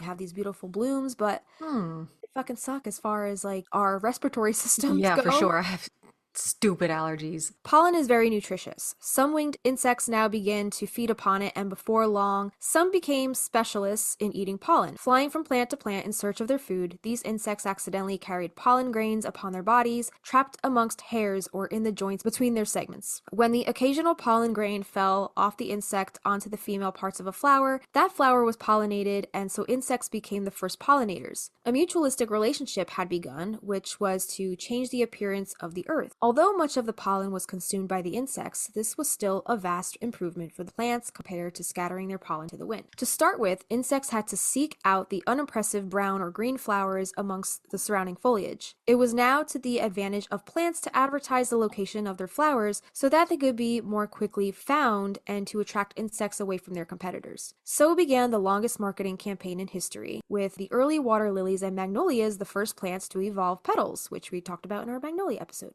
Conspicuously white against the forests of green. The first pollinators may have been beetles, which many water lilies still rely on to this day. With this new, reliable means of pollination, insect-pollinated plants became enormously successful and diversified. Different plants now began vying with one another for insect attention, evolving bright colors, patterns, and elaborate shapes, and the land became clothed in flowers. In this battle to attract pollinators, some flowers evolved an additional weapon. They began producing sugar-rich nectar as an extra reward. As these plants proliferated, so the opportunities for insects to specialize grew, and butterflies and some flies evolved long tubular mouthparts with which to suck up the nectar. The most specialized and successful group to emerge were the bees, the masters of gathering nectar and pollen to this day. All bees feed more or less exclusively on nectar and pollen throughout their lives. While many other insects such as butterflies and hoverflies feed on flowers as adults, very few do so as young, too. Flowers are sparsely distributed to the environment, and immature insects cannot fly from one to another as only adult insects have wings. The innovation unique to bees is that the adult females gather the food for their offspring so that their larvae do not need to move at all. The larval stage is maggot-like, legless, and generally rather feeble, being defenseless and capable of only very limited movement. They are entirely dependent on the food provided by the adult bees. The first bees evolved from wasps, which were and remain predators today. There are enormous numbers of wasp species, most of whom are nothing like this. A great many are parasitoids with a gruesome lifestyle from which the sci-fi film Alien surely took its inspiration. The female of these wasps lay her eggs inside other insects, injecting them through a sharply pointed egg-laying tube. Okay. They were assholes before I even knew that they laid their eggs in other beings. That's gross. Yeah, so once hatched, the grubs consume their hosts from the inside out, eventually bursting out of the dying bodies to form their pupae. It is like Alien. I think I have PTSD from that scene. I think that's why I was like, I'm never getting pregnant. Not having kids. Yeah. Dude, Yeah. that's funny you say that. I finished The Witcher, book 5, and one of the characters gets pregnant, and she was like, it's just gonna eat me from the inside out. It's gonna burst out of me. She's freaking out. Now that I think about it, that probably did contribute to to my fear of pregnancy. I'm like, yeah, no thanks. I'm good with that. Mm-hmm. Other wasp species catch prey and feed them to their grubs in small nests, and it is from one such wasp family, the Sphaecidae, that bees evolved. In the Sphaecidae, the female wasps stock a nest, usually an underground burrow, with the corpses or the paralyzed but still living bodies of their preferred prey. Dude, that sounds like a horror movie. Imagine if that was like fucking human beings. That would be kind of a killer horror movie if they translated that into humans, you Don't know? tell anybody. We That's gotta our do it. that's our thing. That's gonna be our next idea. Yeah. Okay. Intellectual They property. TM. Yeah. At some point, a species of spheccid wasp experimented with stocking its nest with pollen instead of dead insects. This could have been a gradual process, with the wasp initially adding just a little pollen to the nest provisions. As pollen is rich in protein, it would have provided a good nutritional supplement, particularly at times when prey was scarce. When the wasp eventually evolved to feed its offspring purely on pollen, it had become the first bee. Exactly how long ago this happened, we do not know, for insects rarely form fossils. I never even thought about that like insects, like, yeah, they don't form fossils, so how do we know anything about them from the past, you That know? is so impressive. So Yeah, it a is. bee is a wasp with a sweet tooth. I guess so. Cute. And yeah, and like I guess not the asshole gene or whatever that little, How do they? I guess maybe we'll find out. How are baby bees born? I don't know. Eggs? I I don't guess, know. wait, didn't it say before that they were like nymphs in a chrysalis? Okay. All right. I'm not a scientist. Occasionally, insects become trapped in tree resin, which fossilizes to amber. Duh, Jurassic fucking Park. I I didn't even was remember. thinking of Outlander. I totally forgot about the whole mosquito and the Amber amber crystal. stone. Yeah, Yeah. yeah. Crawling insects such as ants seem to have become trapped most often, but it seems that bees were rarely so foolish, and examples of bee fossils are particularly few. The oldest known bee in amber is about 80 million years old and is a type known as a stingless bee, similar to species that live today in South America. They are advanced social bees that live in vast colonies, so it is a pretty good guess that the earliest bees were on the wing long before this. A rather different source of information of the evolution of insects is provided by analysis of DNA sequences, which allow us to make educated guesses as to how long ago different evolutionary lineages diverged. Studies of similarity of the DNA in wasps and bees suggest that the first bees appeared about 130 million years ago, 50 million years before the first known fossil bee, and probably very shortly after the first flowers evolved in the Cretaceous period. Over the millennia, bees have adapted to feeding on flowers in various ways. Many species have become hairy, which helps them to brush pollen from flowers and also to hold it in flight. In the leaf cutter bees, for instance, the pollen is stored among dense hairs on the underside of the abdomen, so that the bees often appear to have bright yellow bellies. In bumblebees and honeybees, stiff bristles on the hind legs form a basket into which pollen is placed. If one is going to visit flowers for their pollen, it makes sense to also collect their nectar, for this is the great source of sugar to sustain flight. Nectar, is it like filling up their like gas tank at the gas station? Getting the big gulp. They need nectar to fly. Like we need gas That's to true. drive, Yeah. Okay. right? Yeah. So they need the sugar to sustain the flight. Or like, carb loading to go on along to run a marathon, It's right? your snacks. It's your Exactly.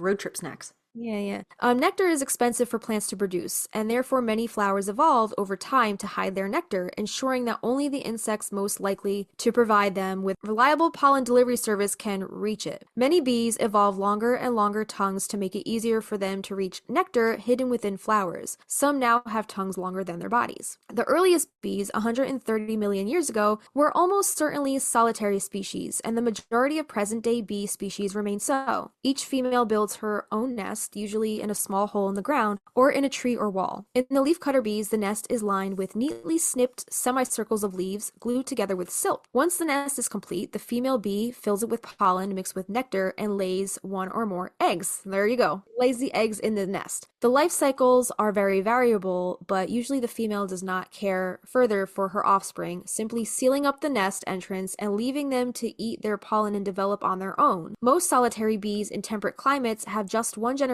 a year, so the offspring will sometimes spend 11 months developing in the nest before emerging as adults. Solitary bee species tend to be small, dark, or drably colored, which is why people seldom notice them. Nonetheless, many are quite common and often live in gardens, some even nesting in the old mortar between the bricks of our houses. The author of this says, I was once involved in a rather strange and less welcome instance of a solitary bee impacting on humans. I received a call from aeronautical engineers who were investigating the cause of an instrument failure which had forced a military helicopter belonging to a certain well-known superpower, confidentially agreements prevent me from revealing this one, or which one. They had to perform an emergency landing. A small but vital instrument, which measures airspeed and controls the speed of rotation of the rear rotor, had failed, and the British manufacturer of the instrument found themselves under suspicion of supplying dangerously defective components. Upon close examination, it transpired that the cause of the fault was a plug of a sticky yellow substance blocking a tiny but necessary hole in the instrument casing. Their investigation suggested that the substance might be pollen, which this author says was when I was brought in, to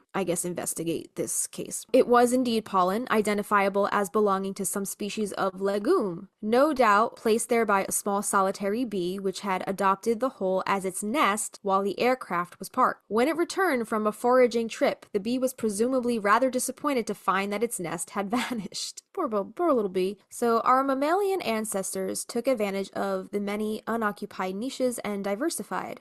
Were it not for the meteor, it is doubtful if most of the larger mammals, including ourselves, would have ever appeared. Some species grew much larger, filling the roles once occupied by dinosaurs.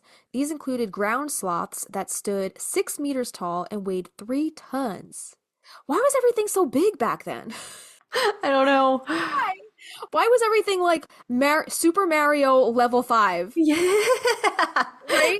Yeah. Like Super Yeah. Nintendo level 5 Mario, what the fuck? Why is everything so big? It was into this world of giants that the first bumblebees appeared about 30 to 40 million years ago. This corresponded with the period of cooler temperatures, which may have encouraged bees to become larger and furrier. Our best guess is that the first bumblebee lived somewhere in the mountains of Central Asia, since this is still the area of greatest bumblebee diversity. From here, they spread west, east, and north from the Himalayas to occupy Europe, China, and Siberia, and even up into the Arctic Circle. As bumblebees overheat in warm climates, they did not spread far southwards towards the equator, which is why, until some recent deliberate introductions, there were no bumblebees in Australia, New Zealand, or Africa south of the Sahara. About 20 million years ago, bumblebees crossed from Siberia to North America, where they thrived and spread southwards. Eventually, about 4 million years ago, a handful of species moved down through the mountain chains of Central America to occupy South America, becoming the only naturally occurring bumblebees in the southern hemisphere.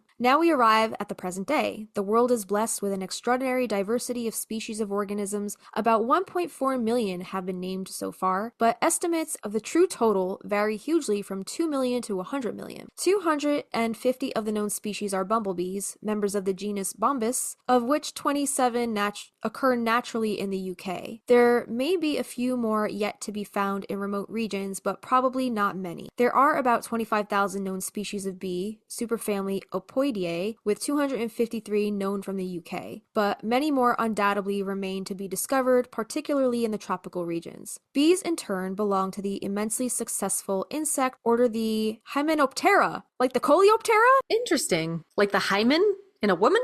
Oh, yeah, Hymenoptera, which also includes ants and the wasps from which bees evolved, of which there are 115,000 known species. The Hymenoptera, in turn, are just one of many types of insects, collectively the most successful group of organisms on Earth, with about 1 million named species, or about 70% of all known species on Earth. Until recently, this number of species was the highest it had ever been since life began. However, in the last few thousand years, it had started to drop rapidly as man has remolded the surface of the planet. As our ancestors spread out from Africa, many of the large mammals, such as mammoths, giant sloths, and saber-toothed tigers, swiftly disappeared, either hunted to extinction by man or driven to extinction because their prey disappeared. Most would have no defense against groups of men hunting with spears and bows and arrows, at somewhere between 100 and 1,000 times the natural rate, largely driven by habitat destruction and the ravages wrought by invasive species. It is estimated that one species goes extinct every 20 minutes. And Whoa.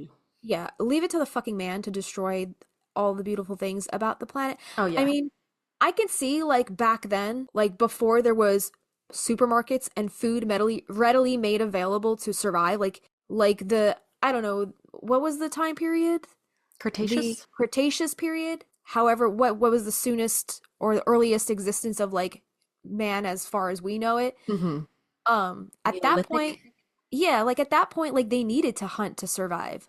Like we Right. don't need to be doing that anymore now. Like now people are just hunting for sport, and now people are taking out uh complete species just for sport, and like that's fucked up. It is. Yeah. I'm pro like go hunting to feed your family, but not like go hunt the lions of Africa and like the big game hunting. No need Come for it. on. There's no need. I saw a picture, what was it, the other day, of the last something rhinoceros. I don't know what like variant of species of rhinoceros it was, but it was a picture of like it on the ground with its eyes closed and the guy kind of like hugging it, like saying goodbye to the last of this species. Oh, And it just broke my that fucking heart. hurts. It's Yeah. so sad. So far, yes, so far only three bumblebees are thought to have gone extinct globally. Bombus rubriventris, Bombus melanopata, and Bombus that one's Italian, Francolini. Francolini. Bombus Francolini, but surely more will follow. That's your Italian uncle. Yeah. Frank Uncle Francolini. Uncle Francolini. Theo Francolini. It is the threat of extinction of large mammals such as tigers or rhinoceros. It tends to capture the public's attention, but arguably it is the loss of the smaller creatures that should give us the most concern, because insects are responsible for delivering numerous ecosystem services such as pollination, decomposition, and there is no doubt that little life on Earth, including ourselves, could survive without them. As the famous biologist E.O. Wilson said, quote, "If all mankind were to disappear, the world would regenerate back to the rich state of equilibrium that existed 10,000 years ago. If insects were to vanish, the environment would collapse into chaos." End I quote. believe that. Would it be such a bad thing though? No, I say take it back. Nature, take it back. As soon as we're Fuck gone. As soon as this. I'm gone. I don't give a shit about. Fuck this world. Fuck Exactly. them kids. We are in such a bad state of like disarray. It Just like is. humanity has reached its lowest peak, I think. Yeah. I think we're just all done here. Oh, man. Oh God. I don't want to think about it. I know it depresses the fuck out of me. So I found another article. We don't have to read this one because we just covered a lot, but this one is called "Bee Evolution Occurred Tens of Millions of Years Earlier Than Previously Believed." Go check that out. We'll link it in our show notes. There's also a really cool chart about the evolution and a fossil record of bees. Ooh, ooh. Right? Isn't that wild? Ooh, that's cool. Guys, make sure you get to these notes. That's a cool chart. I'm wondering like how big these actually were. I'm very curious. There's probably what seven different kinds of bees. One's blue, like super bright blue and like It kind holographic of green. One is black and white with a danger noodle head, and danger like the noodle. one that very last one has like a big ass little horn under its body that's probably used for impregnating its victims. That one's hung like a fucking horse. Yeah, dude. Yeah, no That looks joke. like that looks like a BPP. Are you into the BPP? Are you into the B? Yeah, you know me. Are you down with BPP? I'm down with the BPP, you know me. That blue one kind of looks like a fly. That is terrifying. There were these big fucking wasps in California called tarantula hawks, and apparently their sting is like 50 times more painful than like a wasp because they're supposed to kill tarantulas. And I'm like, but they're beautiful. They're like iridescent, all different colors. They're so pretty, but they would like jump around our yard and I'd take my little ass back inside. Yeah, once the like the bees and the wasps start coming out, I'm like, all right, goodbye. I'm going back inside. That's Yeah, why I they're don't bad go here. outside. Yeah, so guys, check this chart out. We'll add it to our show notes. And I'm wondering what species are still alive today as far as the ones that are pictured here. But I guess we'll move on to talking about what they look like, what they eat, their lifestyle, and things like that. So this is from the National Wildlife Federation.org, and they're talking about the anatomy and the diet and the life cycle. So the anatomy of a bee comprises of three primary body parts: the head, the thorax, and the abdomen. The head houses antennae for sensing their environment and compound eyes for vision. We're going to learn later that they have like a shit ton of eyes. Do they? They have like 5 or 6 eyes. Oh. I'm pretty sure. So the thorax carries the wings and the legs, and the abdomen contains the digestive and reproductive organs. Many species possess a stinger for defense. They primarily feed on sugary nectar and pollen, protein-rich pollen from flowering plants, unlike the carnivorous wasps from which they evolved. This diet, rich in sugar, aids in the high energy flight and body temperature regulation. Dude, I used to find like last year overheated bees in the garden. Like they just don't move from their little wherever they're posted up on a plant leaf or whatever.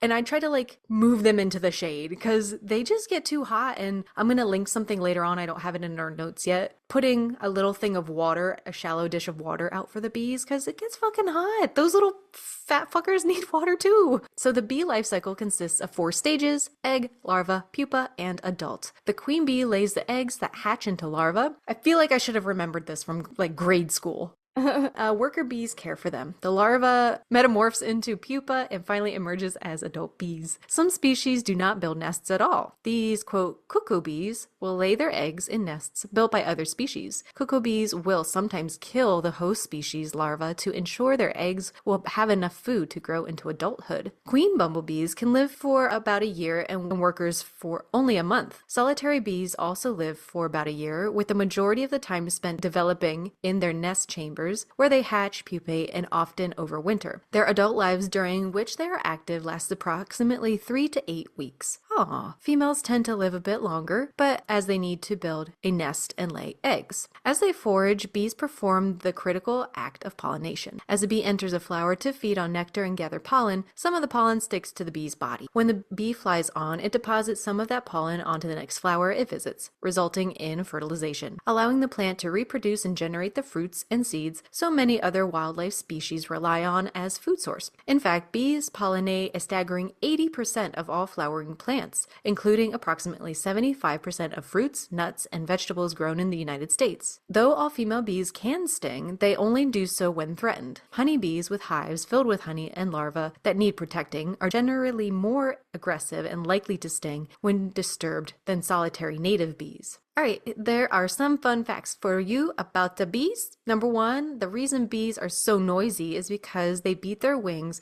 11,000 times in 1 minute. 11,400 times to be exact. Only female bees can sting. Male bees don't have stingers. Honeybees communicate through a series of dance moves. We learned the round dance and the waggle. A hive of bees will fly over 55,000 miles to make 1 pound of honey and can create 100 pounds of honey in a year. Bees can sense the hormone a human gives off when they are scared. If they feel their hive is threatened, they'll attack. The honeybee is the only insect that makes food man can eat. Each honeybee from the same hive has their own specific color identification. The ancient Egyptian king Pepi II cute, came up with the clever insect repellent. He would cover one of his slaves completely with honey so that they would be attracted to the honey and not to him. Oh my God. That's awful. That's fucked up. Eating honey supposedly makes you smarter. It has an antioxidant that improves brain functions. And one bee can have 5 eyes. Wow. There are over 20,000 bee species worldwide, including the honeybee, which originated in Eurasia and has been imported around the globe as a domesticated species. Wild bee species live on every continent except Antarctica. In North America, there are approximately 4,000 native bee species occupying ecosystems from forests to deserts to grasslands. Both domesticated honeybees and many native bee species are in decline. In fact, some species, such as the once common rusty-patched bumblebee, are now listed as endangered in the U.S. Potential causes of these declines include habit destruction, disease, agricultural and lawn and garden practices, use of pesticides, habitat fragmentation, changes in land use, invasive species, and climate change. Some species of bees employ a technique called sonication or buzz pollination when they harvest pollen. During sonication, the bee rapidly vibrates its flight muscles while attached to the flower. This loosens the pollen, which makes it easier to collect. Cute. Cute. So bees in a colony work with each other to gather food, and they try to find the most pollen and nectar in the least amount of time possible. Some flowers have more pollen and nectar than others. When a good flower patch is found, bees recruit other bees from their colony to the patch. But how do they tell the bees where to find the best flowers? They communicate the flower location using these special dances inside the hive. We talked about the waggle dance, we talked about the circle dance.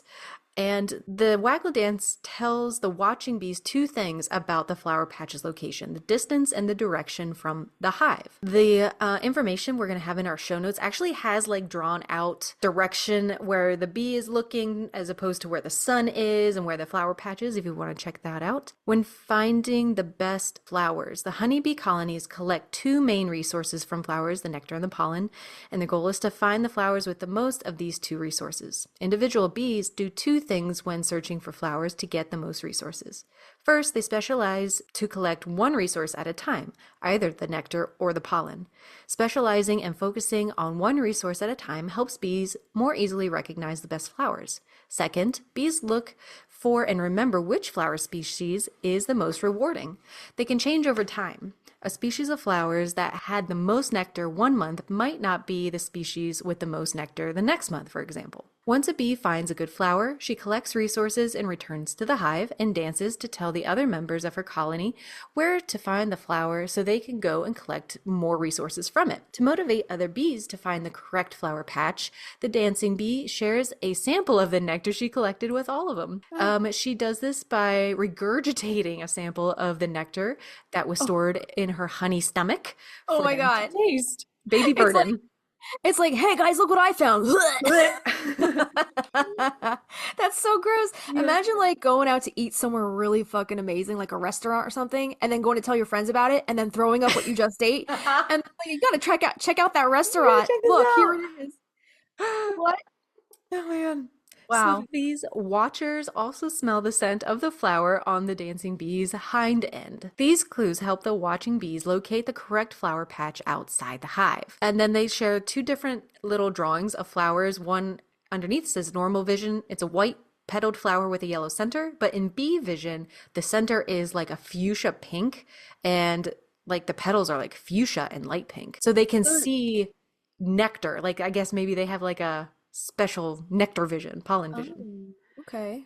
This says bees see the world quite differently from you and me. One difference is that bees have difficulty distinguishing red colors. However, what they can't see in the red, they make up for in blues, greens, and purples. Okay, so if you do not like bees, maybe don't wear blues, greens, and purples. I did hear blue. They like blue. So they'll be Oh. attracted to that. Bees can even see colors we cannot. Bees can see the ultraviolet light we use sunblock to protect our skin from.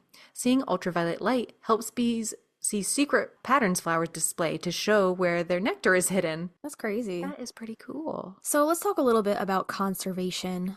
So both domesticated honeybees and many native bee species are in decline. In fact, some species, such as the once common rusty-patched bumblebee, are now listed as endangered in the U.S. Potential causes of these declines include habitat destruction, disease, agricultural and lawn and garden practices, so like the use of pesticides, habitat fragmentation, changes in land use, invasive species, and climate change. Pollinators, notably native bees, are critical to the survival of North America's native plants, other wildlife, and people alike. The National Wildlife Federation maintains and supports several initiatives that supports pollinators. Learn more about their work through Garden for Wildlife, and we'll link that in our show notes. That's nwf.org. And listen, I'll be the first person to tell you I do not like bees. I don't like them swarming around me. I'm that person that goes flailing their arms when like everyone's like, don't move. You like they always tell you not to move, but like I'm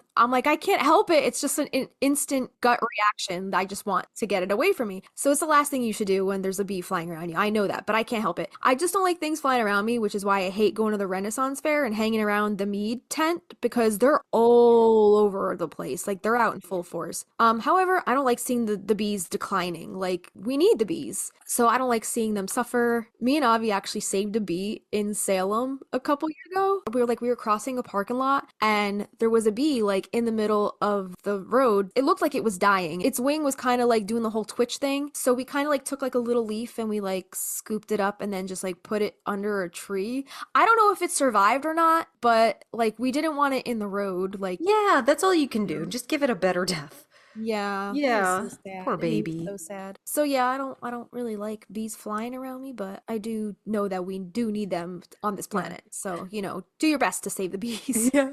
I don't mind them. I hate the wasps. Those I will get Yeah. away from actively. Yeah, yeah. But like in the garden, I like watching the big fat ones because sometimes they let their little legs dangle down and they're just like, they look Wait, so doofy. are we talking about bumblebees or like those yellow Oh, jackets? no, like no yellow jackets, hornets, wasps, fuck those Okay. guys. But like the bumblebees, the honeybees, the The carpenter bees, honeybees. I love those guys. I Yeah. just say, hey, I'm just passing through. I didn't know that they can smell fear. Guess. Yeah, I have heard that. Play it cool. Yeah, Um, and if you like hit a bee, they're like they vengeful. know it's you and they will chase you. They I've will heard that fucking too. chase you far. I don't think we mentioned it in here, but like the bees, the bumblebees, honeybees, the female ones that do the stinging, they only can sting once, right? And then Right. they die. Right. Whereas a wasp or a hornet, it's gonna nail you over and Yeah. over and over. I did Oh, tell you a couple weeks ago, I got stung by a wasp in my greenhouse because it was oh, nighttime. I was moving one of the planters. I didn't even turn the lights on, it just had my twinkle lights. I yeah. put my hand under a planter and moved it down, and I felt this like really burning sensation. I was like, the fuck was that? But I couldn't see anything. So I went inside and I was like, my hand is on fire. Aaron had some like sting ointment, so that helped. But I was like, it must have been a wasp. But I don't remember them. I thought they hurt more. Like as a kid, they seemed to hurt a lot more. Like this wasn't too Yeah. bad.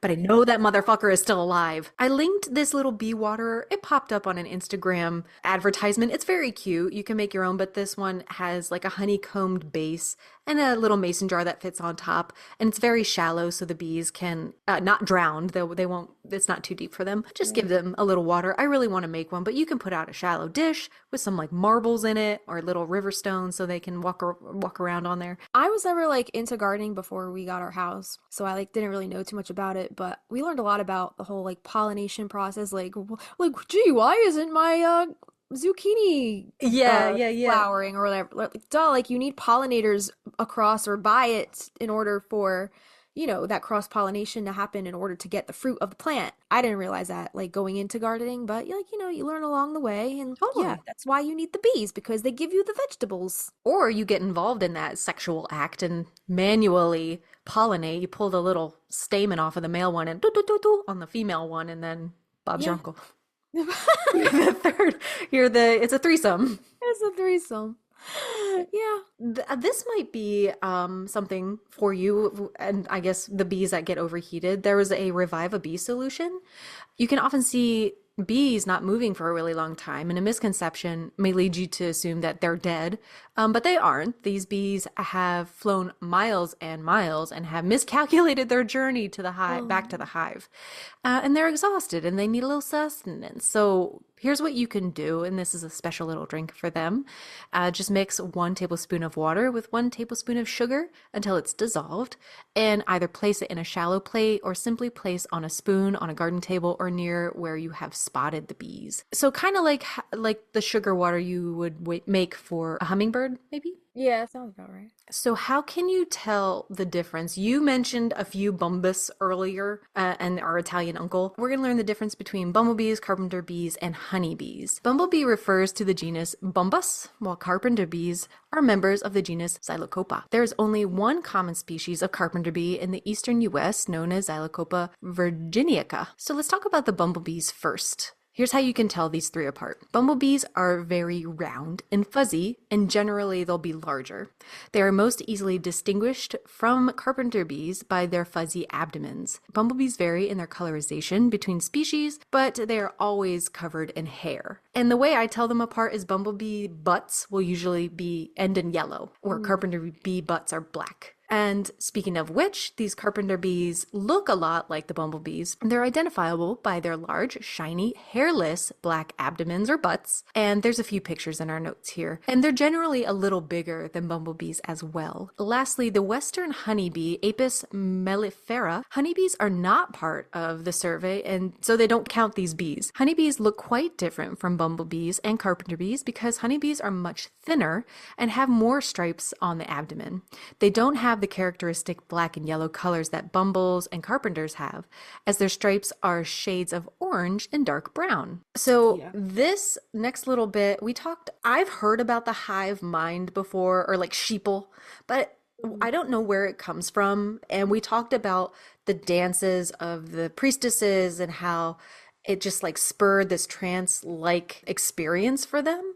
So I wanted to talk about the hive mind a little bit. This says that humans have studied and interacted with bees for thousands of years. We've observed the intricacies of their behavior from hive construction to bee communication to pollen preferences. So the term hive mind didn't come into popular culture until the 1950s when science fiction writer James H. Schmitz coined it in his short story, Second Night of Summer. The term, in any greater context, refers to the act of many directed by a single intelligence. Technically, hive mind as a concept did have earlier origins.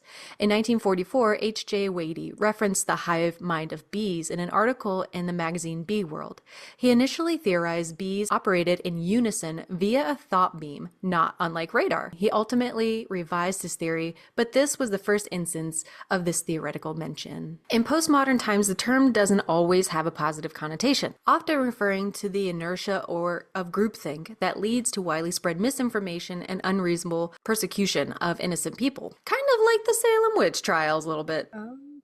Hysteria, mass hysteria. Yeah. In order to understand the implications for us, we have to talk about how hive mind operates in, well, the hive. So there are thousands of species of bees, and while the honeybee tends to be a great example of a hive mind in action, not all bee species behave this way. Oh god. The Megachile pyronica lives a solitary life, builds mud cells to store honey, for example. Honeybees, on the other hand, engage in a hive mind behavior regularly. One of the more notable examples of this is the waggle dance, and this is when bees need to find the right location for their harvesting. So Dr. Thomas Seeley, a professor of neurobiology at Cornell University, conducted a study on this specific bee behavior in 2012. Prior to the study, scientists believed that the waggle dance was meant to acquire, quote, votes for a new hive location. However, Seeley studied results showing the waggle dance is actually mutually inhabitive, leading to a consensus among all involved parties. During the study, certain bees were marked with yellow paint and others with pink. These two groups of bee scouts visited different sites. When they returned to the hive to perform the waggle dance, Seeley noticed members of the pink group performed small head-butting motions to the head and thorax of members of the yellow group and vice versa. This appeared to be a signal to stop the waggle dance. Essentially, if this action did not exist, there would be no clear winner when it comes to the question of where to move the hive. Thus, the bees engage in a series of movements, actions, and counteractions to get a place where the hive mind makes a decision. It seems different from how we operate on the surface, but our brain's neural systems operate a lot like a hive mind. The system of neurons in our brains is not vastly different from the collaborative behavior of bees in terms of function. Each neuron fires sending a message. We make decisions when divergent options are silenced, leaving one clear winner. As Jason Castro notes in his article, you have a hive mind. Our brains operate on consensus. Castro notes, our brains seem to work not by generating only, quote, correct actions, but executing them in serial, but rather by representing many possibilities in parallel and suppressing all but one. Our mental process happens simultaneously, much like the buzzing behavior of bees, all working in unison for a shared goal. In this case, the shared goal is the survival of the hive and the proliferation of the brood. This, for our brains, the goal is also survival. Though it may be surviving an exam at school, a tough interview for a desired job, or a move across the country. It's a different context, but a similar process. This process is the subject of scientific research and development, leading to some fascinating technologies on the horizon. So what is the future of the hive mind? What does this look like? What if you could communicate with somebody without saying a word? This form of communication, telepathy rather,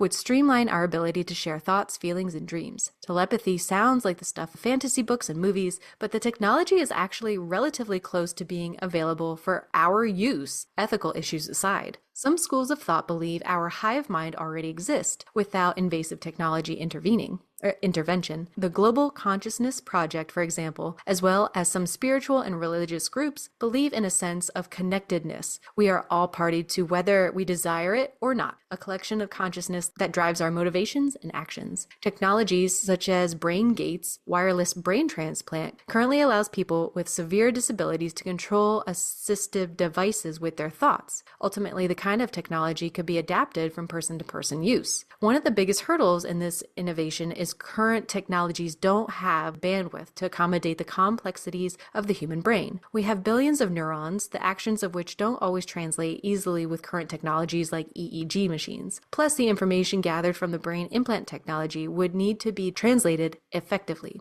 Additionally, how the device would be implanted and or worn on the body is a question that requires an answer. The other question that requires an answer is if each one of us would want to participate in such a massive change in how we function and communicate as a species. Some might feel it's best to leave it to the bees. So some lessons from the bees. So remember Dr. Seeley from earlier? He wrote a book called Honeybee Democracy. In his book, he discusses some of the insights he gained from the study of honeybees, but he also provided a framework for a group decision making we can live by when working on our own hives. So this says, follow these lessons to be more effective when working in a team. I am so bad at working in teams. So bad. I mean, we're a couple. I feel like a team is more than two people. Yeah, once there's like a third person involved, there's too many cooks in the kitchen. Exactly. Yep. Right? Mm-hmm. Yeah. This is number 1. Create groups with mutual respect and shared interest. All right, check. Number 2, minimize the leader's influence on the group thinking. Number 3, seek diverse solutions. Number 4, aggregate the group's knowledge through debate. Number 5, use quorum responses for speed, cohesion, and accuracy. We aren't so different from bees after all. And not just that, we can learn lessons about collaboration from our fuzzy yellow and black garden visitors. So where do bees typically live, or where are they cared for? Do you want to tell us about apiaries? All right. So simply put, an apiary is a place where beehives are kept. The word comes from the Latin words for bee, apis, and place of arium or apiarium. Apiary means place of bees. If you keep bees and have more than one hive at the same time, at the same site, a rooftop, a garden, a field, or an orchard, you have an apiary. Apiaries are also known as bee yards. Apiaries can be permanent, with beehives in residence year-round, temporary, with hives stationed to pollinate specific crops, and mobile, houses on a truck or trailer so that the hives can be moved to take advantage of the needs of different crops in different geographic areas throughout the growing season. And airplanes should not be apiaries, right? Because if they move, the story we heard before, the airplane, the one that made the nest. Oh, yeah. Yeah.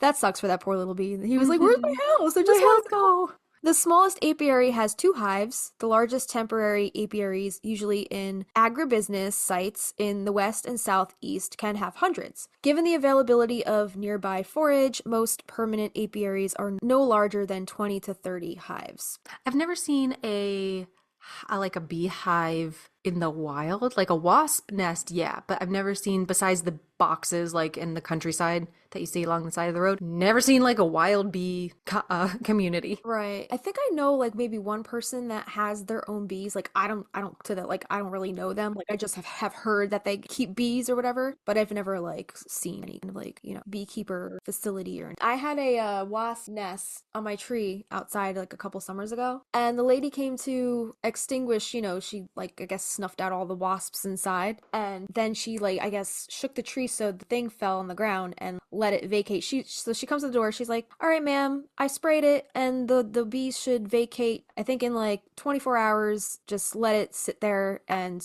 in like 24 hours you can throw it out. So in 24 hours, what did I do? You grabbed that shit and brought it inside. I put it in a little bag. I was like, I'm gonna keep this for my apothecary cabinet.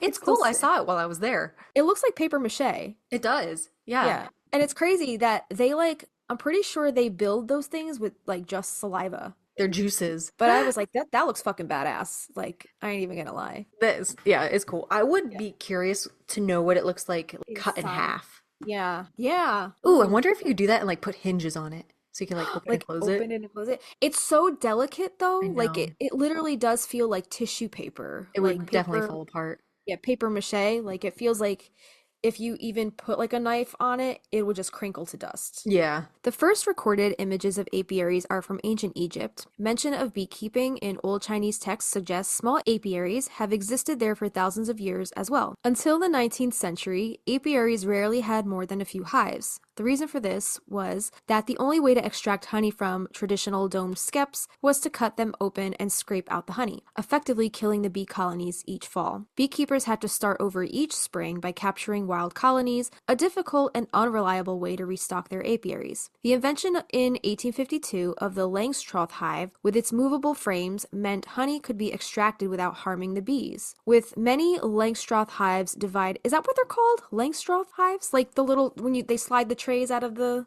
I didn't know they oh, had a specific name. It's neither did interesting. I. With many Langstroth hives dividing into two by swarming each spring, beekeepers could keep larger and larger apiaries. The development of queen rearing in the late 1880s allowed for the commercial production of bees, further accelerating the number and size of apiaries in the U.S. With the advent of trucks and paved highways in the 1920s and 30s, honeybee colonies could be safely transported around the country to serve rapidly expanding agribusiness. This led to the growth of large commercial beekeeping operations using mobile apiaries to serve their agribusiness customers. Awareness of the harm caused by agribusiness to the environment has led to the growth of two very different types of apiaries in recent years: small apiaries that produce craft honey to serve local markets, and corporations who maintain apiaries as the public demonstrates of their commitment to sustainability. Jamjiha is famous for its ancient apiaries that are said to be both Roman and Phoenician. Since ancient times, the Mediterranean island of Malta has been renowned for its splendid honey. There's even some speculation that the country's name has its origins in honey. The ancient Greeks, for example, referred to Malta as Melit, which translates to honey sweet. And during the Roman period, the island was called Melita. In Latin, mel means honey. It's believed that the Phoenicians first introduced domesticated beekeeping to Malta. The Phoenicians, known for their maritime trade and sailing know-how, settled in Malta around 800 BCE. Remarkably, several ancient apiaries still exist in Malta. Originally, Malta's bees would have been kept in earthenware jars. Some historians speculate that Malta's existing apiaries might date back to the time of the Carthaginians or the Romans, who came after the Phoenicians. However, other apiaries on the island are considerably newer. The apiary pictured here is located on the Jamjiha Heritage Trail in northern Malta.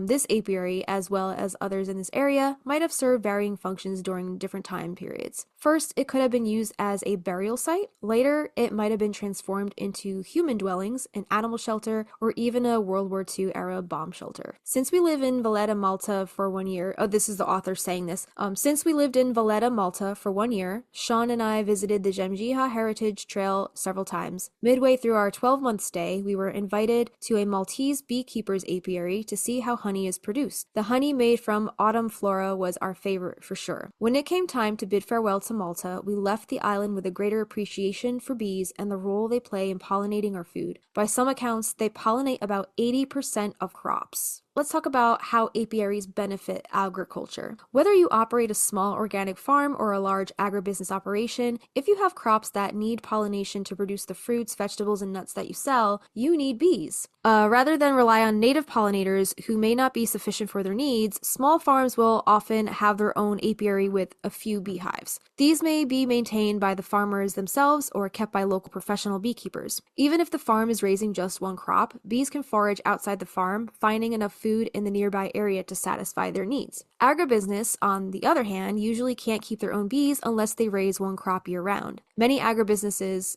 raise just one seasonal crop and so require a large number of hives for a very short time when that crop is in flower. As they often exist in areas where other agribusinesses are growing the same specialized crops, they offer little nourishment for bees outside that short bloom period. If these seasonal agribusinesses kept their own apiaries, the bees would eventually starve. Instead, they contract with commercial beekeepers who bring mobile apiaries to their farms. Mobile or nomadic apiaries consist of a number of hives stacked on a truck or trailer that can be transported from farm to farm. While on site, bees from these mobile apiaries pollinate their crops and then are taken to another area to serve that area's pollination needs. These commercial hives are constantly nourished and produced a large surplus of honey, an additional source of revenue for commercial beekeepers. So how many hives are there in an apiary, you might ask? So they can be as small as 2 hives, or if permanent, as many as 20 to 30. Temporary apiaries set up on agribusiness sites to pollinate crops for a few weeks can have hundreds of hives. So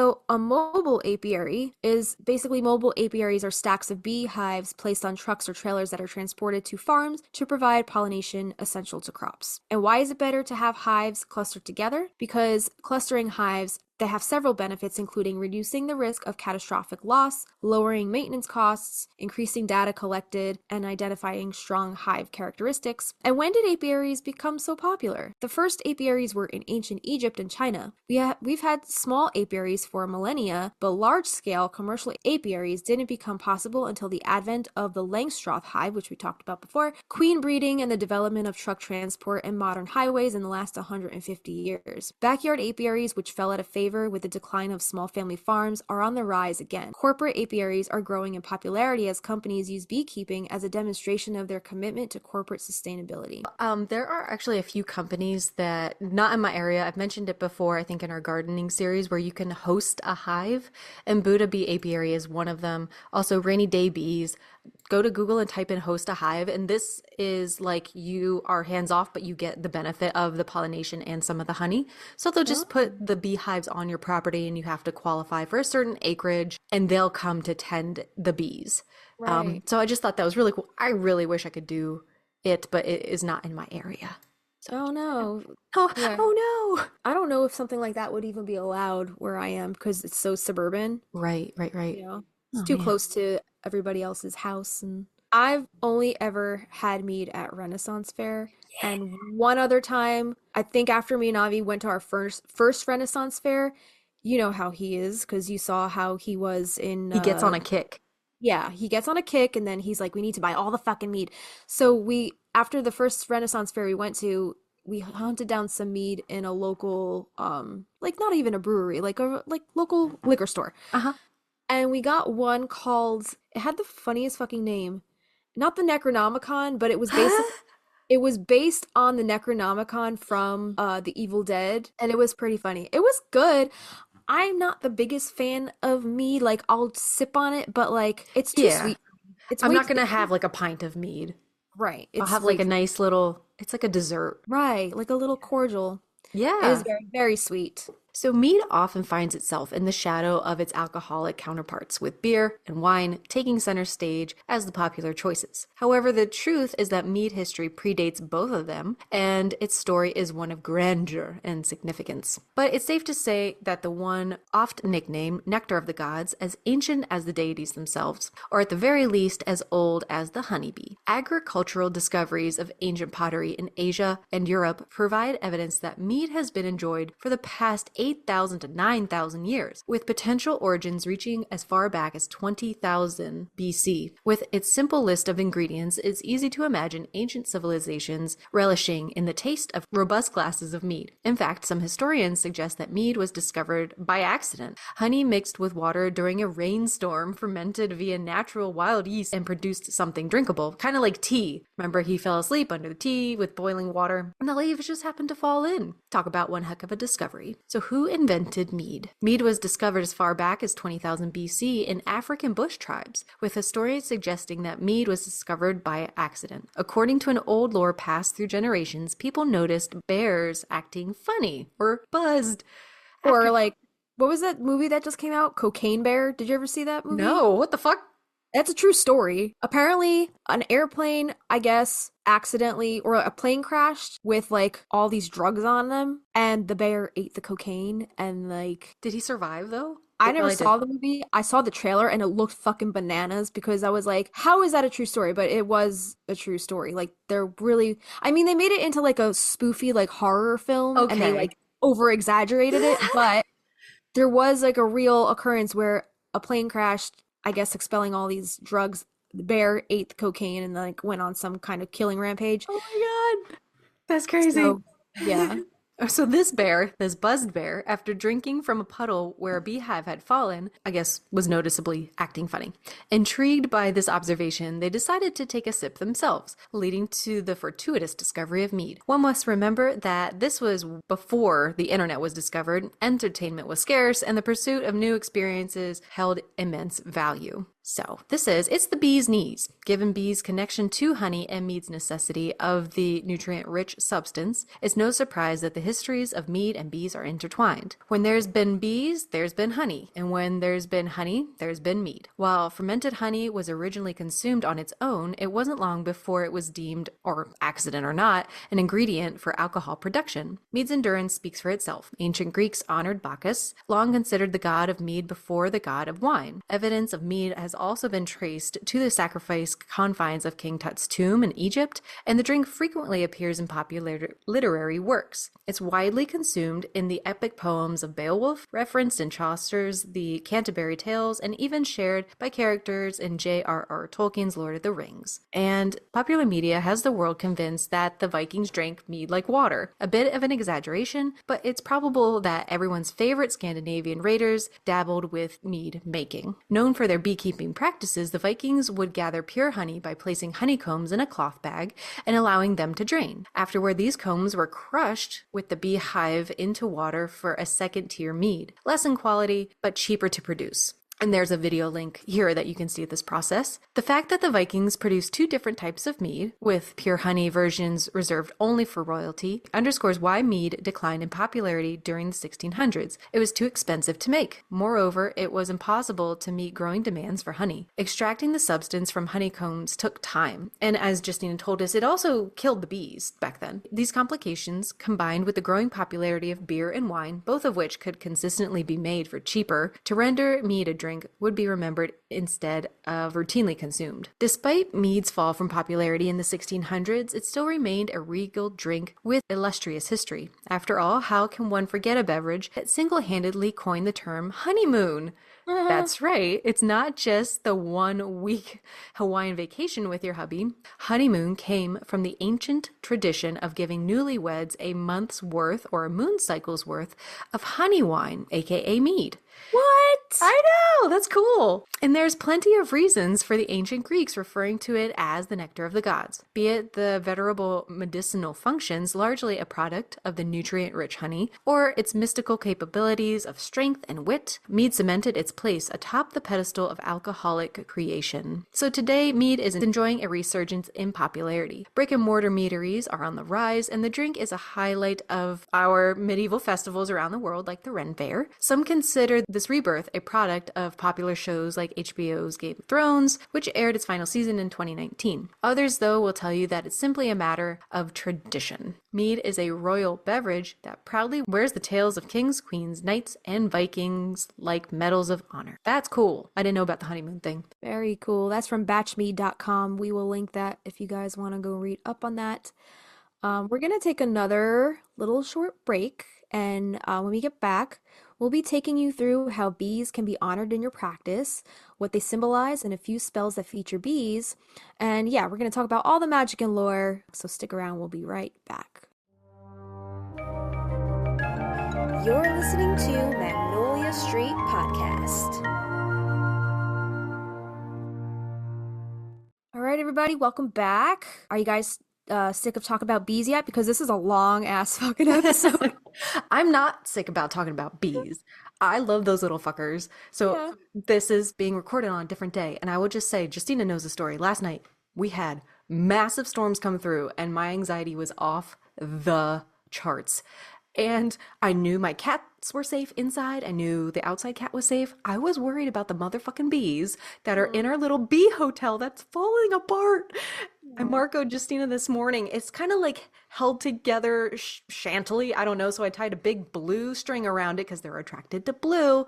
And you could just see their little booties just getting all cozy in there. They were fine. But I was worried about the bees.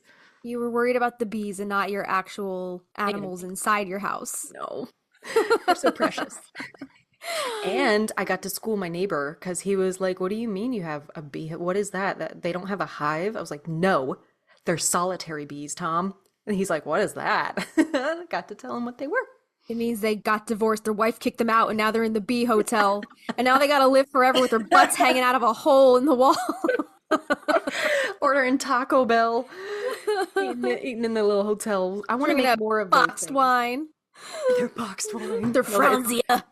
They're drinking their Coors Light. The Franzia out of the box.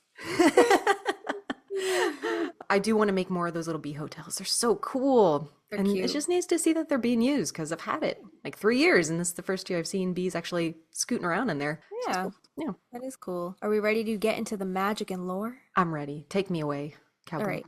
Do you hear the crinkling in the background? Avi's doing something. He's being super obnoxious. I think he's doing it on purpose now. All right, let's get into the magics. La bouille magique. You're like, who the fuck am I kidding? I'm French. Who the fuck am I?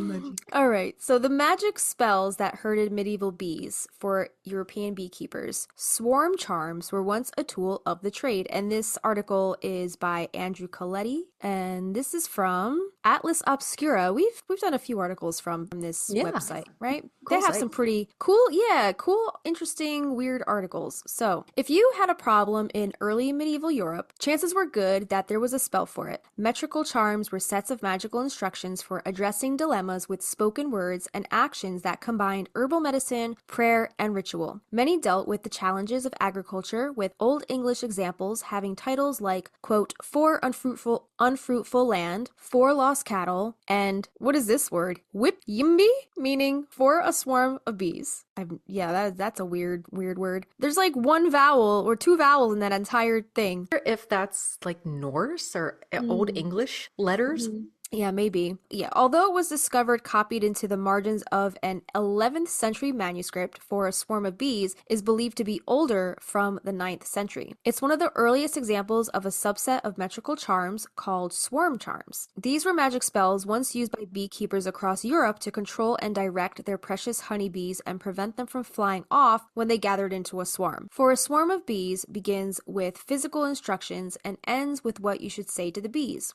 Take some earth, throw it with your right hand under your right foot, and say, I catch it underfoot. I have found it. Lo, earth has power against all and every being, and against malice, and against mindlessness, and against the mighty tongue of man. End quote. And then throw dust over the bees when they swarm, and say, Sit you, victory women, settled to earth. Never must you fly wild to the wood. Be you as mindful of my welfare as each man is of his food and home.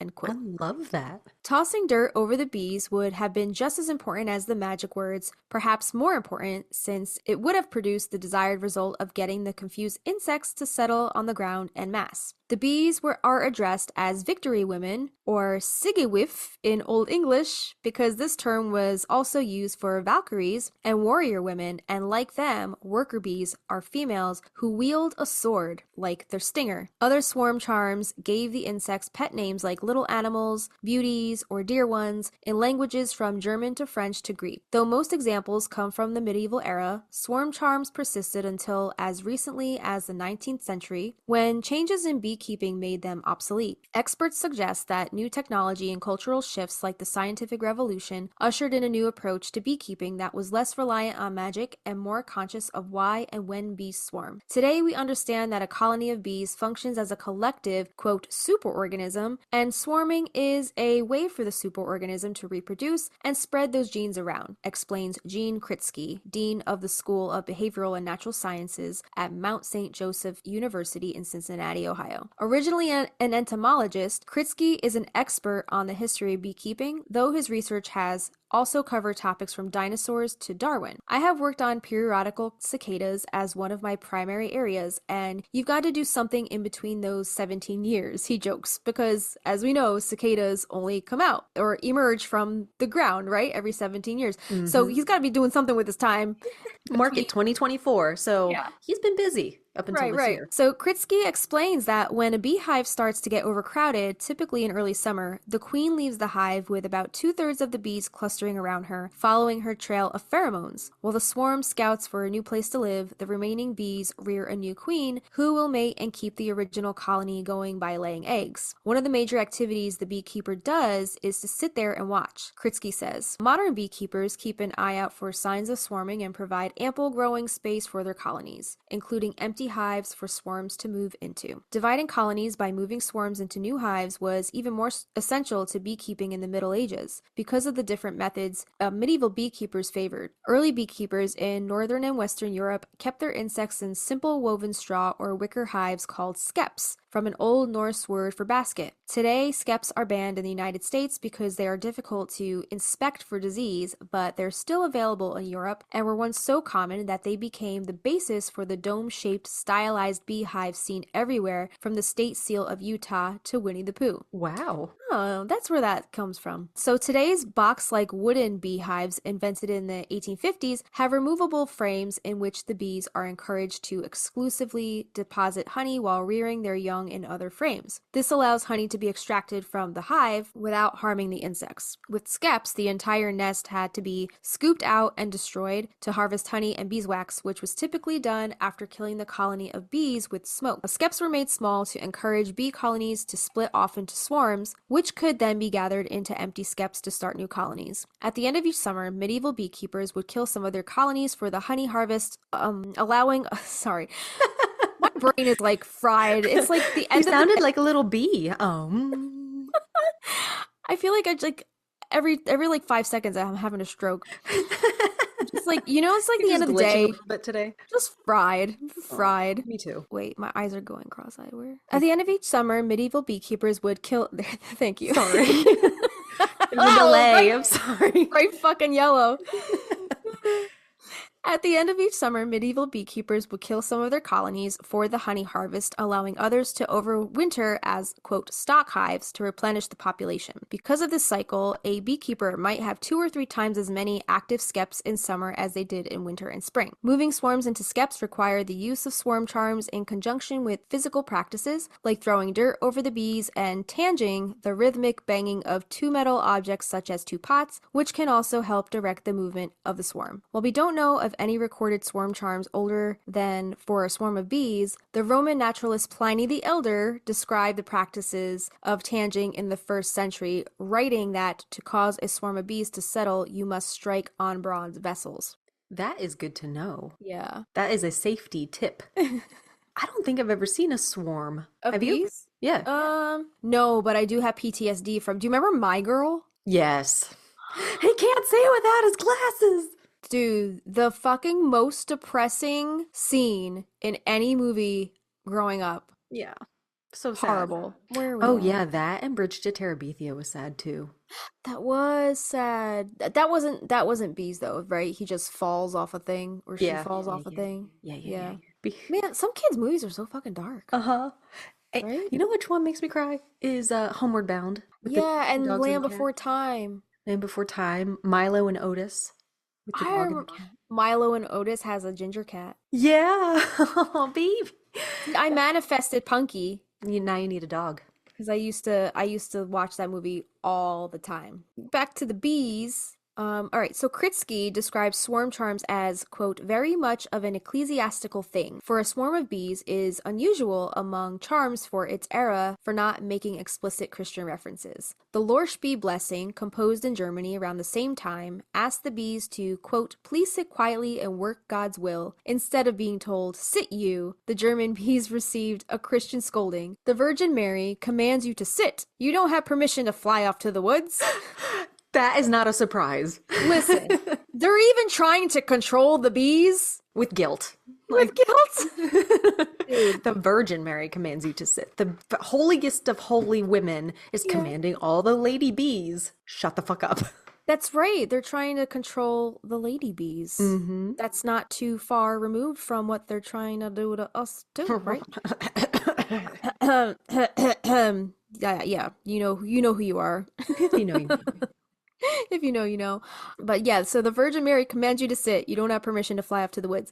Similarly, a French swarm charm asked the colony of, quote, beauties to settle down with the reminder that the beeswax is for the Blessed Virgin and the honey is mine. End quote. Wow. Many such charms would have been composed and used by medieval monks and nuns who widely practiced beekeeping for a number of reasons. Beeswax was considered a pure, noble substance and the most suitable medium for church candles, in part because bees were thought to be chaste, asexual creatures perhaps born spontaneously from flowers. Bees were also seen as symbolic of an orderly church hierarchy, with one medieval bishop comparing a hive to a hardworking convent, though he held the misconception common at the time that the queen was a male magistrate who oversaw the worker nuns. There was also a desire on the part of medieval church officials to control the lucrative trade of honey, a luxury that provided the only source of concentrated sugar in the medieval European diet, and to limit the consumption of alcoholic mead. The consumption of alcoholic mead, traditionally fermented from leftover dregs of the honey harvest in pre-Christian Northern Europe. Many swarm charms asked bees to be good and produce their honey for the church. Kritsky points out that some medieval beekeepers would have permitted to pay the tithe owed to the local church in skep hives. In the 1960s, folklorist Austin Fife's analysis of known swarm charms found that 96% of charms from before the 17th century included Christian references, compared to 58% of examples from the 18th to 20th centuries. As beekeeping becomes more rational, says Kritsky, they're removing some of the overt Catholic or Protestant phrases. Rational beekeeping refers to more scientific, less mystical approach that includes an increased understanding of the biology of bees. Kritsky points out that in sources from after the medieval era, a lot of times they talked about tanging, but they don't mention the phrases that go along with it, in contrast to earlier sources that wrote down the charms but didn't always describe the tanging. This suggests a growing understanding that it was the tanging, not the words, that influenced the swarm. This is fascinating. I've Right? never heard anything like this. Yeah, this is nuts. Cool. Yeah, wow. Oh my god, I need a nap. I need a nap today. Our modern wooden beehives were invented in the mid-19th century, which is around the time Kritsky suggests. Just gonna pull on giggles now. Now I can't stop. Suggests that people stopped using swarm charms. He described a growing movement starting in the 1700s and more so in the 1800s to no longer kill your bees. Even before the development of hives with removable frames, this was accomplished. Maybe you should do it as Jimmy. Maybe it'll be easier. This was accomplished with new methods that Kritsky said might be considered the next Okay. innovation of tanging. Thanks, Jimmy. Bye. Bye, Jimmy. Thanks, Jimmy. Bye, Jimmy. Driving the bees. That's a t-shirt. Thanks, Jimmy. Bye, Jimmy. Yeah. Do it. Okay. It'll be up on the Teespring after this episode. No pressure, Christina. No pressure. I gotta write this down. Yeah, write it down. Driving the bees involved transferring the skep to a pail and rhythmically banging the outside, forcing the colony out of the skep, after which they could be moved into a new... Hold on. What are you doing?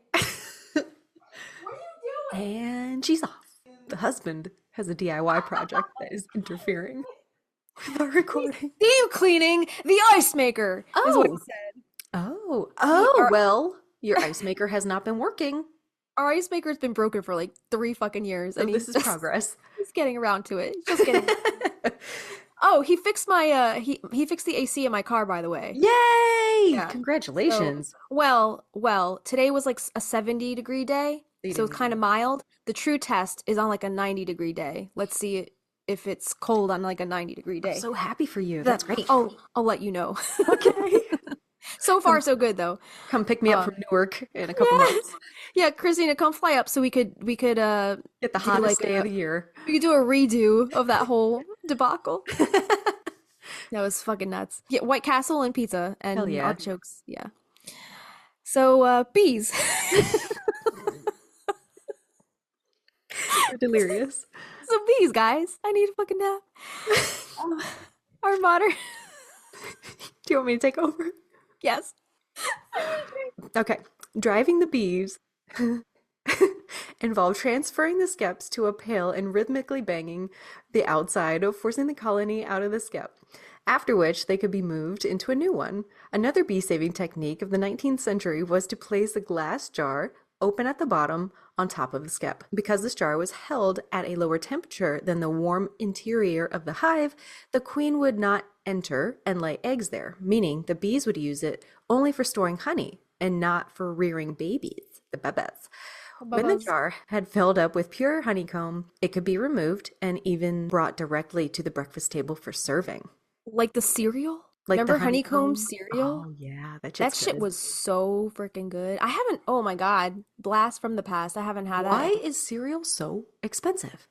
Almost $6.50 for a box of cereal. It's nuts. That's so stupid. I just want freaking Reese's Puffs.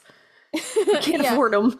Dude, Costco Costco's awesome because you get like the double box. Oh yeah. Like two packages of cereal come in one How box. much is it though? I have to ask Avi. He knows 13. he knows all the prices in his mind. Ave. So beekeepers have been pretty ingenious over the years developing new technology, says Kritsky. As beekeepers have innovated new methods, they have also discarded older ones. When Western He's doing it again. I can't hear it. Dude, I know you can't, but like it sounds like somebody has a garden hose in my house. It just sounds like he's just spraying the fucking kitchen down. Tell him to get that stain on the ceiling. The one that says fuck with the penis.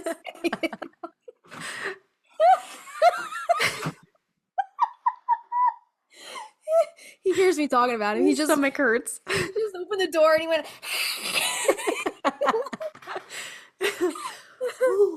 This is like the exorcism episode all over. Oh my god. Okay. Anyway, so bees. Please. I don't know. Wooden hives, Kritsky explains, were expensive in Europe, but there was so much wood here, they could have wooden beehives. And so we don't see a lot of skep beekeeping going on in the US. Yeah, so they don't have skeps here. One more paragraph, you guys. We did it. With the increase of wooden hives with removable frames and rational beekeeping, there was less of a need to verbally beg swarms to stay in one place. Are magic words even necessary, since it was really the tanging and other physical actions that did the trick? Was it Christian lore? Christian mythology? Christian mythology? Hopes and prayers? At some point, they realized Kritsky muses that the bees aren't listening. But I think they are. And our tell the bees thing. You have to go tell them. Yeah. At least changes. Changes in the family, changes in the household. But don't go telling them what to do. Right. Yeah. Yeah. Yeah, and the same goes for human beings, right? For women, tell us all the tea, but fuck off if you're going to tell us what to do. Right. Exactly. It's getting late. This Getting a little late. this is a lot of bees. We're a All little right. loopy. What do they symbolize? Hearing buzzing go. in my head. So, as spiritual allies, bees often serve as wise guardians. They represent characteristics of innovation, creativity, wisdom, community, and love. If you find yourself often crossing paths with bees in nature or in your dreams, it could be a sign that you're yearning for change. Bees are often remembered for their hardworking spirit, so dreaming of bees could be a spiritual yearning for more progress in your life. Since they are seen as loving messengers of Mother Earth and the solar gods, crossing paths with bees is typically a good omen. You could take it as a sign to spread a little more love and joy to those around you. Or ask yourself if there are any pet projects you've been putting off that you'd like to get back to. Ultimately, bees symbolize a need to find deeper alignment, whether that's in your job, with your loved ones, or with yourself. They are masters of cooperation. Honeybees are highly social creatures, living and working together in harmoniously cooperative colonies. Because of this, they symbolize community, ingenuity, and the power of collective effort. They serve as a reminder of the importance of working together, supporting one another, and embracing the strength of unity. I'm not a bee. You're a bee with me. We're a hive not- too. No, we're not bees. What are we? We're like butterflies. We're black cats. We are black cats. Black You're cat more, energy. but you're more of like a social butterfly than I am. So I don't even know if I could say I'm a butterfly. I'm more of like, what's a bug that kind of keeps to themselves, moves at their, I'm a snail. I move at my own pace. I'm kind of a loner. Snail. Like you'll usually find me hanging out next to a rock and a flower or Just something. secretion trail behind you. maybe that too. Yeah. You know, yeah. I don't think I'm a bumblebee, and I don't think I would want to be one in the next life either, because I don't like being around other beings. I like Understand. being by myself. I do like being I'm a solitary bee. Yeah. I'm a solitary bee. So you would be one of the ones hanging out at the bee hotel with your ass hanging out the window. Give me all that. What is it? Box wine and Taco Bell. Hell Box wine and Taco Bell. Okay, why are bees having the box wine and the Taco Bell? Because they're solitary. But They're like, kicked out of the hive. I don't know. but like they have Taco Bell in like the bumblebee land. No, no. Did you I'm think they trying to have think of what drivers? animal you are, or your closest, like a little animal. Yeah. Snail. I think I would be a snail. I feel like you're like a Death Watch beetle Turtle. I'm Cleopatra. coming at you. Coming at you. You're like kind of scary sometimes. And you can be loud if you want to be, but usually you're good. Usually you're under the radar, sneaking into the floorboards. You're just poof, falling away. You can hear her, but you can't see her. Get under the floor. Yeah, yeah, you're probably right. Oh, I'm Yeah. I'm so hot right now. Yeah. Okay. It's Bees are also female-driven ambassadors of nature. Bees are also a predominantly female society, which includes the worker bees and the queen bee, who are tasked with reproducing babies. The only ones in the hive who aren't females are the male drones, whose purpose is to mate with the queen. For this reason, they are associated with the power and the fertile nature of the feminine, which is closely connected to nature. And in the same way, bees pollinate the world, giving life to Earth. Feminine energy does the same.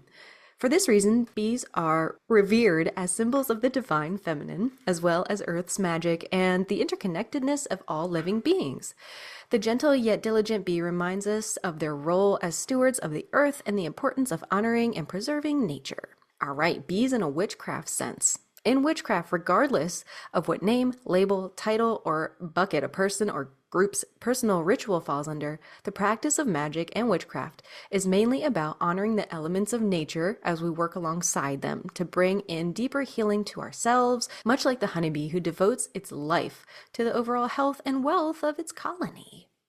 cool. I love that. Yeah, absolutely. That's from chaibunny.com. Chai bunny? That's what it says under there. You Oh, see it? yeah. All Chai right. bunny. Chai bunny. Yeah. So a little bit more about the spiritual meaning of bees. So bees have long been considered magical beings. I love that term, magical bee. I say that a lot on my Bohemian Magic YouTube channel. Hey, magical beings. They have been considered magical beings by many different cultures. In English folklore, there was a tradition of telling the bees, which we talked about earlier on. From time to time, spiritual seekers would share stories, hopes, and fears with the bees since they were seen as powerful spiritual allies. Since they're so essential to pollinating flowers and spreading seed, bees are also seen as sacred to the earth goddesses and the divine feminine. With their jolly appearance and community mindset, bees remind us to tend to ourselves and to our communities, and you could think of the phrase busy bee here and use the symbolism of the bees to nurture the growth you'd like to see in yourself. However, bees also know the power of stopping to smell the flowers from time to time. So another spiritual meaning of bees is the reminder that life is meant to be enjoyed, especially if you find yourself working hard most of the time. So they remind us to be present, right? Present. Is Right. a bee's buzzing just from its wings, like a hummingbird? Good question. We didn't go into like all like the wing noise or the buzz noise, right? Because, like, my brain going into like a busy bee, and we Mm. just, you and I saw little sleeping bees this morning in the Marco Polo, and I'm like, but they don't make noise when they're sleeping. That must be super cute, though, with like a bunch of bees sleeping, but they don't make Yeah. noise, so it must be their wings. Yeah, I think, yeah, you're right. It says most of what we hear as buzzing from bees is due to the rapid beating of their tiny wings. No. Some bees beat their wings a mind-blowing 230 times a second, and that generates quite the buzz. Yeah. Yeah. Okay. I wanted to talk about a little bit of the connection with bees. And some of you know, I might have mentioned this already on an episode, but some of you know that I lost my grandfather this past March. His name was Josip, or some people called him Joe. He and I were very close.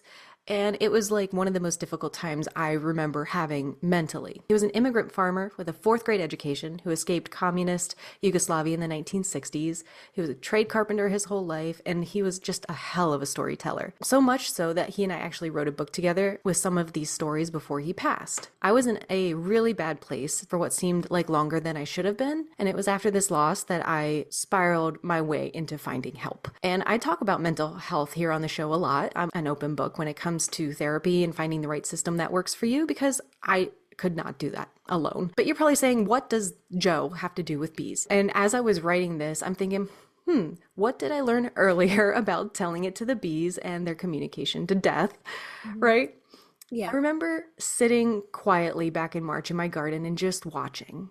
Sometimes it's nice to just be still and watch the life around you. My chair was in a little clover patch my dog liked to lay in, so we were just soaking up the early spring sun. And I remember thinking how happy all the bees were just floating from one clover flower to the next. The same thing happened the next day and the next. I thought maybe that was my grandfather's spirit, like how some people see cardinals or butterflies as their loved ones visiting them. I know you have a connection, right, with that? Yeah. But I was like I don't really think of my grandfather as like a bee person. I don't know. Yeah. A bee doesn't really come to mind when I think of him. And I didn't really have an animal in mind associated with him, like maybe like a woodpecker or like a beaver because they're tied to wood because he was a craftsman. Then I realized that the bees I was watching, they weren't honeybees or bumblebees. They were carpenter bees. Oh, wow. And it was like my little aha moment. It hit me and I fucking cried. And it just made perfect sense for his spirit, a man whose whole life was creating beautiful pieces of craftsmanship from wood, to manifest himself as a carpenter bee for me. Aw. Yeah, needless to say, these little insects are super special. So much so that when I was asked to design the Anahata's Purpose poster in 2023, I suggested the bee for all the reasons we just learned in its connection to the divine, and told the events coordinator, Rachel, she's a co-host actually of Three Geminis and a Leo, of its special connection to my grandfather. So she said that the bee on their design for that year could be called Joe. Aw. If you saw that design, you know exactly what it looks like, but it's here in our show notes if you want to see it. Anytime I see him now, I just know he's around. Even though there's like nothing in our past, I've never connected him with any kind of animal until that happened. I was like, That wow, that makes so much sense. is such a clever connection, and he had a really good sense of humor. Oh, he was hilarious. Yeah, he was So so funny.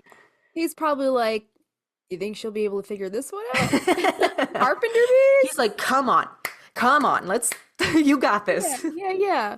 That's cute. That's Thank a you. really cute story. I do remember seeing that poster. It's gorgeous, and you designed this whole thing, right? Yep. That's It so was like an pretty. Art Nouveau Yeah. meets bee interpretation, but Very cool. that was last year. Now, question, what was their reasoning for incorporating the bee into that year's festival? Was there a specific like theme, or like what themes were they kind of touching on when she That told you to design this? What did she tell you that like all she said that I remember was Art Nouveau, and I was like, I think we could do like a bee with stained glass window wings. I Oh, think that would be cool. kind of cool. So we really wanted to run with stained glass window wings, but also Art Nouveau.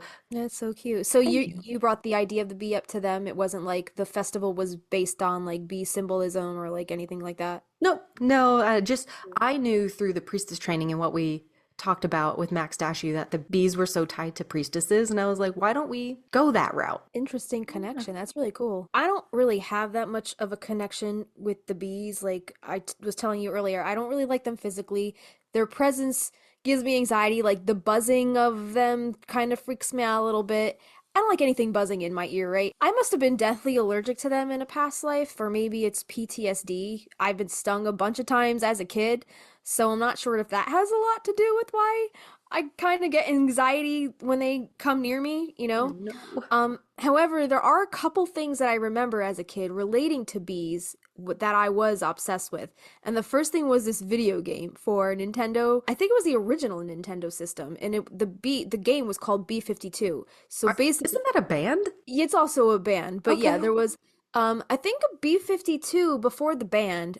It's Wasn't a an air. B-52 like a fighter airplane or something like that? Yeah, that's what I think. Yeah. Yeah. In this video game, you were basically the bumblebee, and you had to fly around and kill other insects by either shooting them with your honey bullets or you sting them with your butt. Oh my God. Yeah. That's funny. And you also had to dodge things like water sprinklers, and you had to go inside of flowers and suck out the nectar. That And then sounds really fun. it was so much fun. And then you, throughout the level, after you suck out like the nectar from the flowers, you had to find your way to the end of the level and go inside the hive, drop off the honey that you collected, and then once you fill, there's like a little gauge at the bottom of the screen, and the honey jar fills more and more, like every time you go back to drop off your honey. And then once you fill the entire honey jar, you win the level, and then you move on to the next one. I And want to play this. it gets harder and harder as it goes along. Do you think I it's don't on Steam? I don't know. It's like an old 8-bit, like early 90s, late 80s game. I love that Like, concept. There's a I put a YouTube video clip here if you guys want to see what the game looked like. It was so cheese, so 8-bit, like, so like early stages of Nintendo. So like the graphics aren't great or anything like that, but it was a lot of fun. And me and my brother used to sit there for hours playing this game. And I remember the cartridge was silver. It was like a metallic like metal Ooh. cartridge, so it was like one of those cool ones. And this game was always glitching for some fucking reason. Kept having to take it out, blow it in it, put it back in, and it would always glitch. But we had a blast playing it when we were able to finally get it working. That is a marketing like missed opportunity. Why wouldn't you make it gold? Like, honey, It might have been gold. I don't remember if it was silver, it was gold, but it was metallic, whatever it was. this game looks nothing like I was picturing. This looks fucking awesome. He goes in a little flower Yeah, and he wiggles around and you fly back and you're dodging yeah, spiders.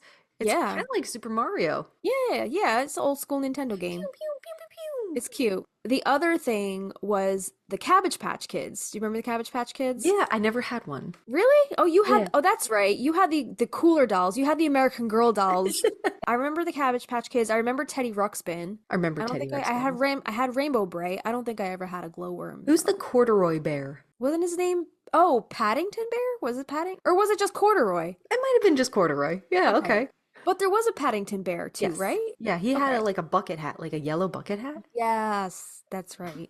Yeah. What is with us tonight? Yeah. So the Cabbage Patch Kids, so as a kid, I was super obsessed with like any kind of musical, like cassette tape. And sometimes toys back in the 80s, they actually came with cassette tapes. Like I was saying, like the Teddy Ruxpin, Rainbow Bright, I think had a cassette tape. And then, of course, the Cabbage Patch Kids had a cassette tape. And there was a Cabbage Patch album titled Cabbage Patch Dreams. It was released, I think, in 1984 by Parker Brothers Music. And the storyline was something along the lines of like two of the Cabbage Patch Kids, they get kidnapped from this garden by the evil, her name was Lavender McDade, and there was a song about something called a bunny bee, and I actually found the song on Spotify. I was like, this is probably so old, there's probably not even any record of this on Spotify. No, it's on Spotify.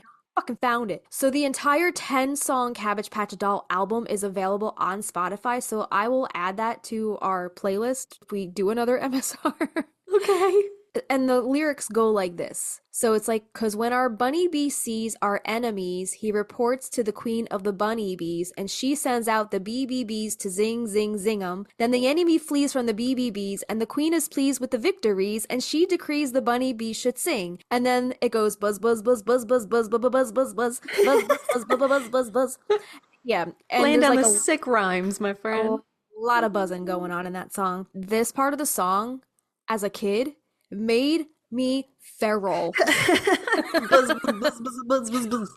We used to run around when this song came on, just like buzzing and going That's freaking adorable. crazy.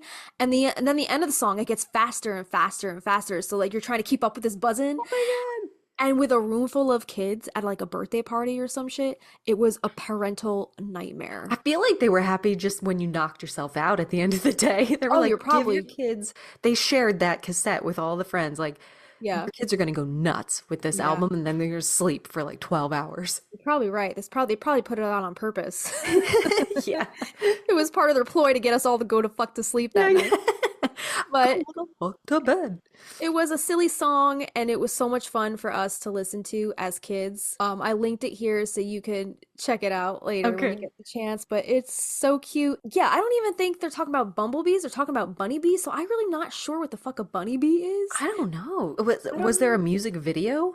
No, because this was like The hell's a early- bunny bee? I'm guessing it's like a rabbit with bee wings. I really don't know. Like a What? jackalope. Okay, all right. I never knew what a bunny bee looked like as a kid, so this is the first time I'm seeing a bunny bee. Here, I'm gonna send this to you in the chat. Was there like a show or something? I think, yeah, I think Cabbage Patch Kids was a show, but I don't remember seeing this on TV. Let And me I don't open. remember ever getting a bunny bee doll, but this is what it looks like. Ew. That is not what I would have expected it to look Fucked like, up. right? It's so weird looking. Yeah. $20. Anyway, that's a bunny bee. Dude, I'm telling you, fucking 80s and like early 90s, some like weird ass kid shit I learned so on much stuff TV. hanging out with you. Because I'm a friggin' weirdo. Christina, what's a bunny bee? Oh, let me fucking tell you. You don't know what a bunny bee is?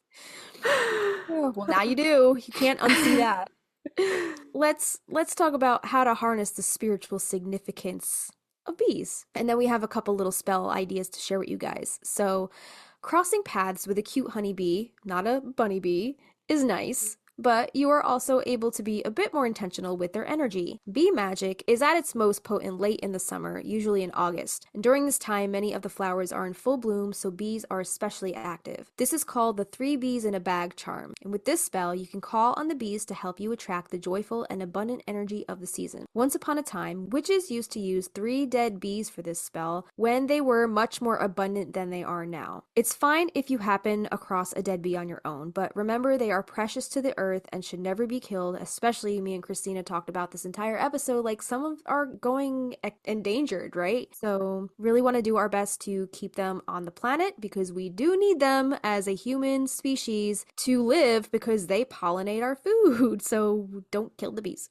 You could buy ceramic or beaded bees from your local craft store or craft your own out of clay or paper. I like that idea. Like, you know that like that little like the sculpty clay? You can bake it in the oven. You can even find like a little oval river rock and paint it black and yellow stripes if Me you and have my nothing brother. else. Did I tell you what me and my brother used to do? No.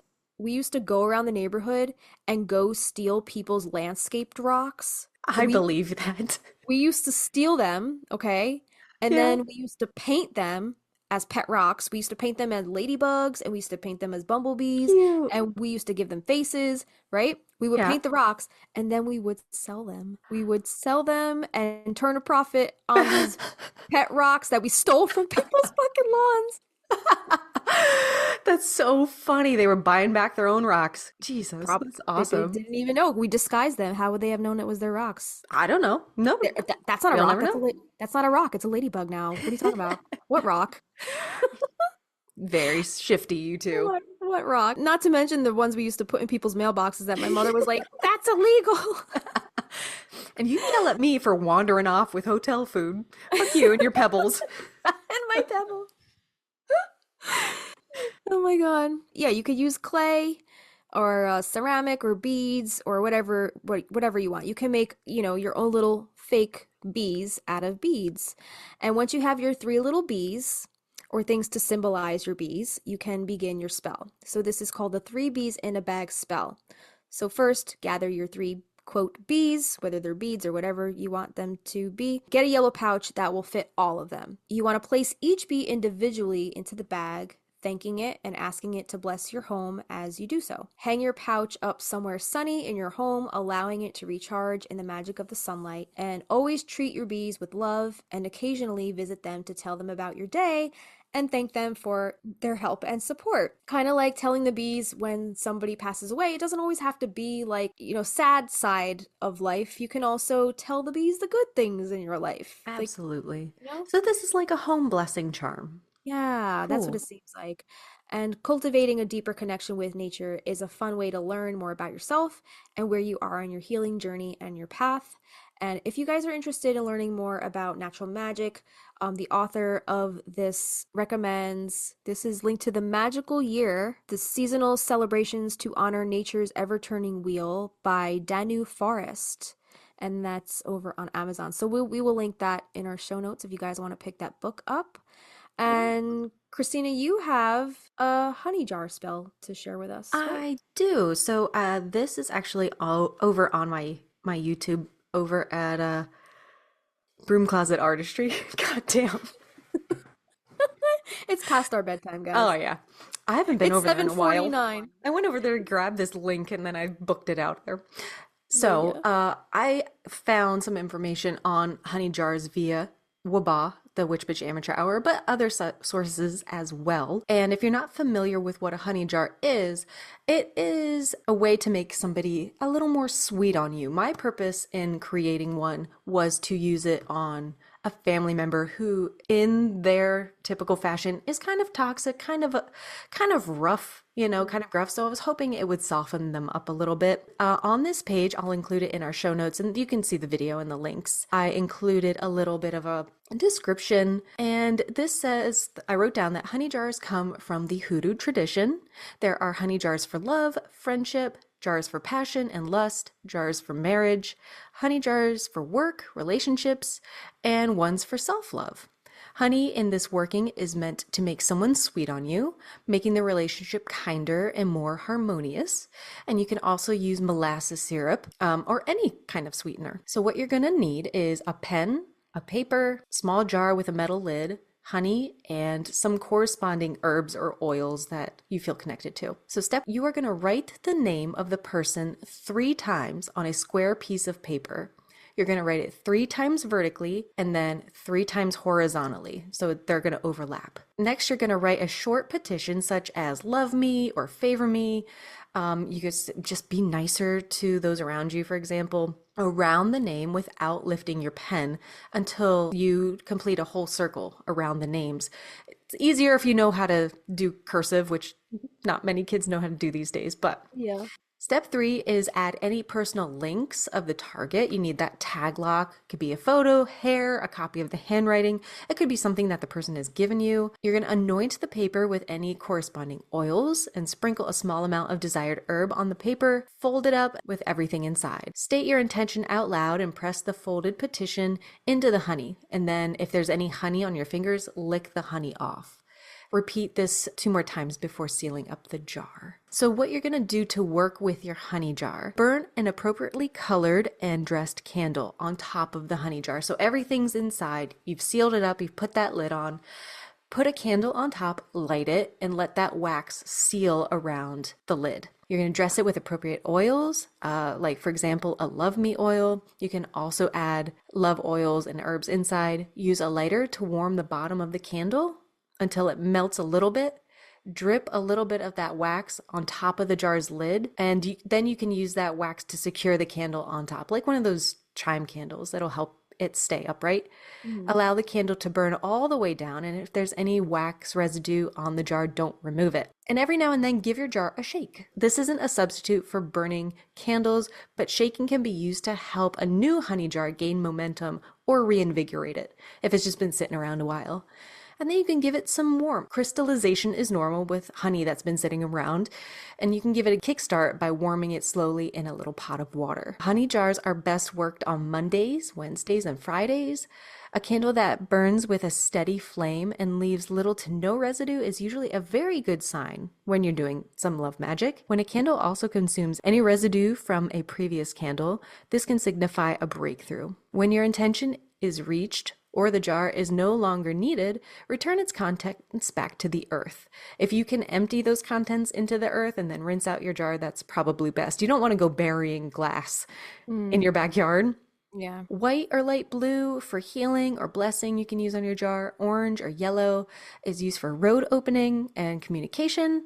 You can use red for sex, passion, and lust, and pink for romance. And that can also be for like self-love. Sometimes we need a little reminder to be nice to ourselves. Yes, we So do. I'll include this in our notes.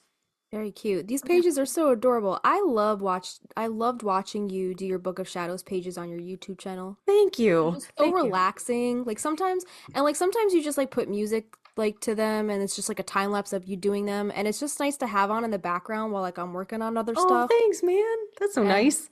yeah, I you do just miss doing need to them. keep And doing somebody, them. I know. We need a little more time. Somebody said that they Yeah. kind of liked the earlier videos because it was like more Owens, like more chaotic. It wasn't so like pristine looking. Yeah. But you know me, girl, that would drive me crazy. I Like I need know. it organized. Yeah, your pages are beautiful, Thank and you. you should definitely put these up on the Patreon, and you Totally. guys need to see these because they're so cool. Thanks. Yeah, I will. And we have one more little thing to share with you guys. We have some bees in dreams, right? Bees and dreams. Let's do it. Yeah, bees in dreams. So bees in dreams are generally linked to hard work or efficiency. Perhaps you are busy with a new project at work or have a personal project on the boil, such as moving your house, I guess, right? More specifically, if your dream involves honey, it's said to be portent of wealth to come or of a reward for hard work. A full hive is unsurprisingly a good omen of riches, whereas an empty hive might be a sign of imminent failure. That sucks. Fucking Particularly scary. financial. Yeah. So, yeah, financial matters not so good if you dream of an empty hive. A beehive on fire, also unsurprisingly, is an omen of very bad news, particularly for the bees, we imagine. A swarm of bees may symbolize your fears of responsibility to a group, whether that's work, colleagues, or family. And being stung by a bee is apparently a symbol of running away from pain. Again, no surprises there.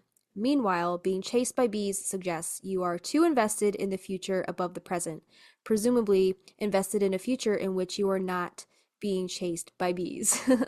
The word um, imminent is yeah. so like foreboding. Foreboding, imminent, danger. Yeah, Yeah. foreboding. I don't think I've ever had a dream about bees. Have you? Yeah. Not to my recollection. Maybe I have, but I don't remember anything off the top of my head. But yeah. Let's see what Bersedia Ryan in the Ultimate Dictionary of Dream Language has to say. I have to look at the cover of this book every single time because the fucking title is so long. So, bees is actually a very short entry in here. It says, you will experience victory in all phases of life. 3 days. 3 days.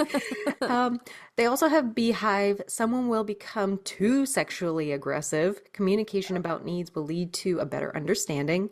And beekeeper, if you're dreaming about beekeepers or you're a beekeeper yourself, I guess, you will receive a letter that will bring you closer to a special person within 2 days. Damn, You know she what is right after beekeeper? what?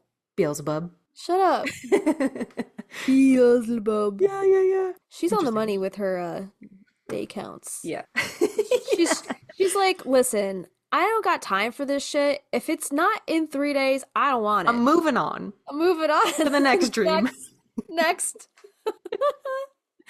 Next.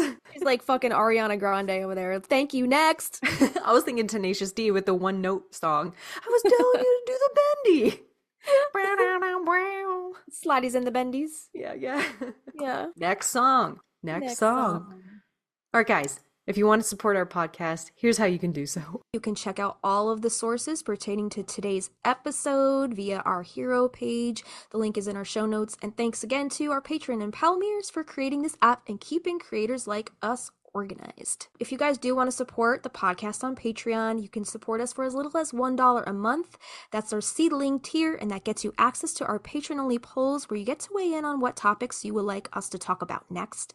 It also gets you our monthly calendar so you can see what topics we have coming up for the month, and it also gets you a welcome shout out on the show. Our $3 Lavender Bud tier gets you our show notes for each episode in an aesthetically pleasing PDF, our after hours posts, if there's any extra tidbits or behind the scenes info pertaining to any of our episodes, we'll post those along with a blog post or extra photos, and access to our specially curated Spotify playlists. We have created playlists for our WMSR episodes as well as Production Dream playlists for each song episode, and more. Our $5 Lilac tier gets you access to our private Facebook community where we host a monthly live stream. Plus, you'll get access to our Discord server where we host our monthly watch parties.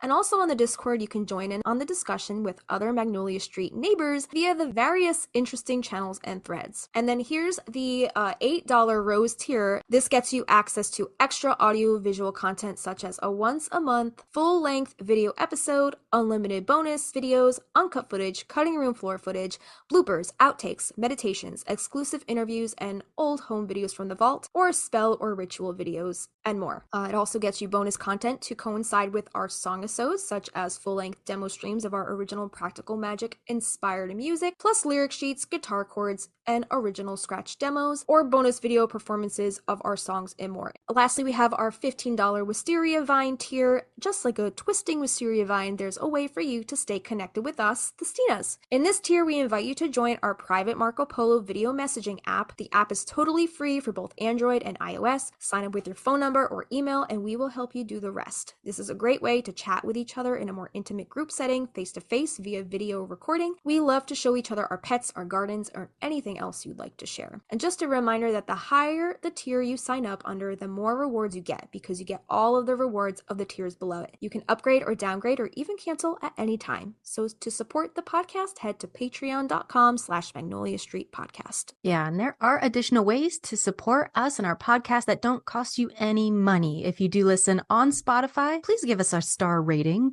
If you listen to us on Apple Podcasts, please give us a written review. We love sharing those on our Instagram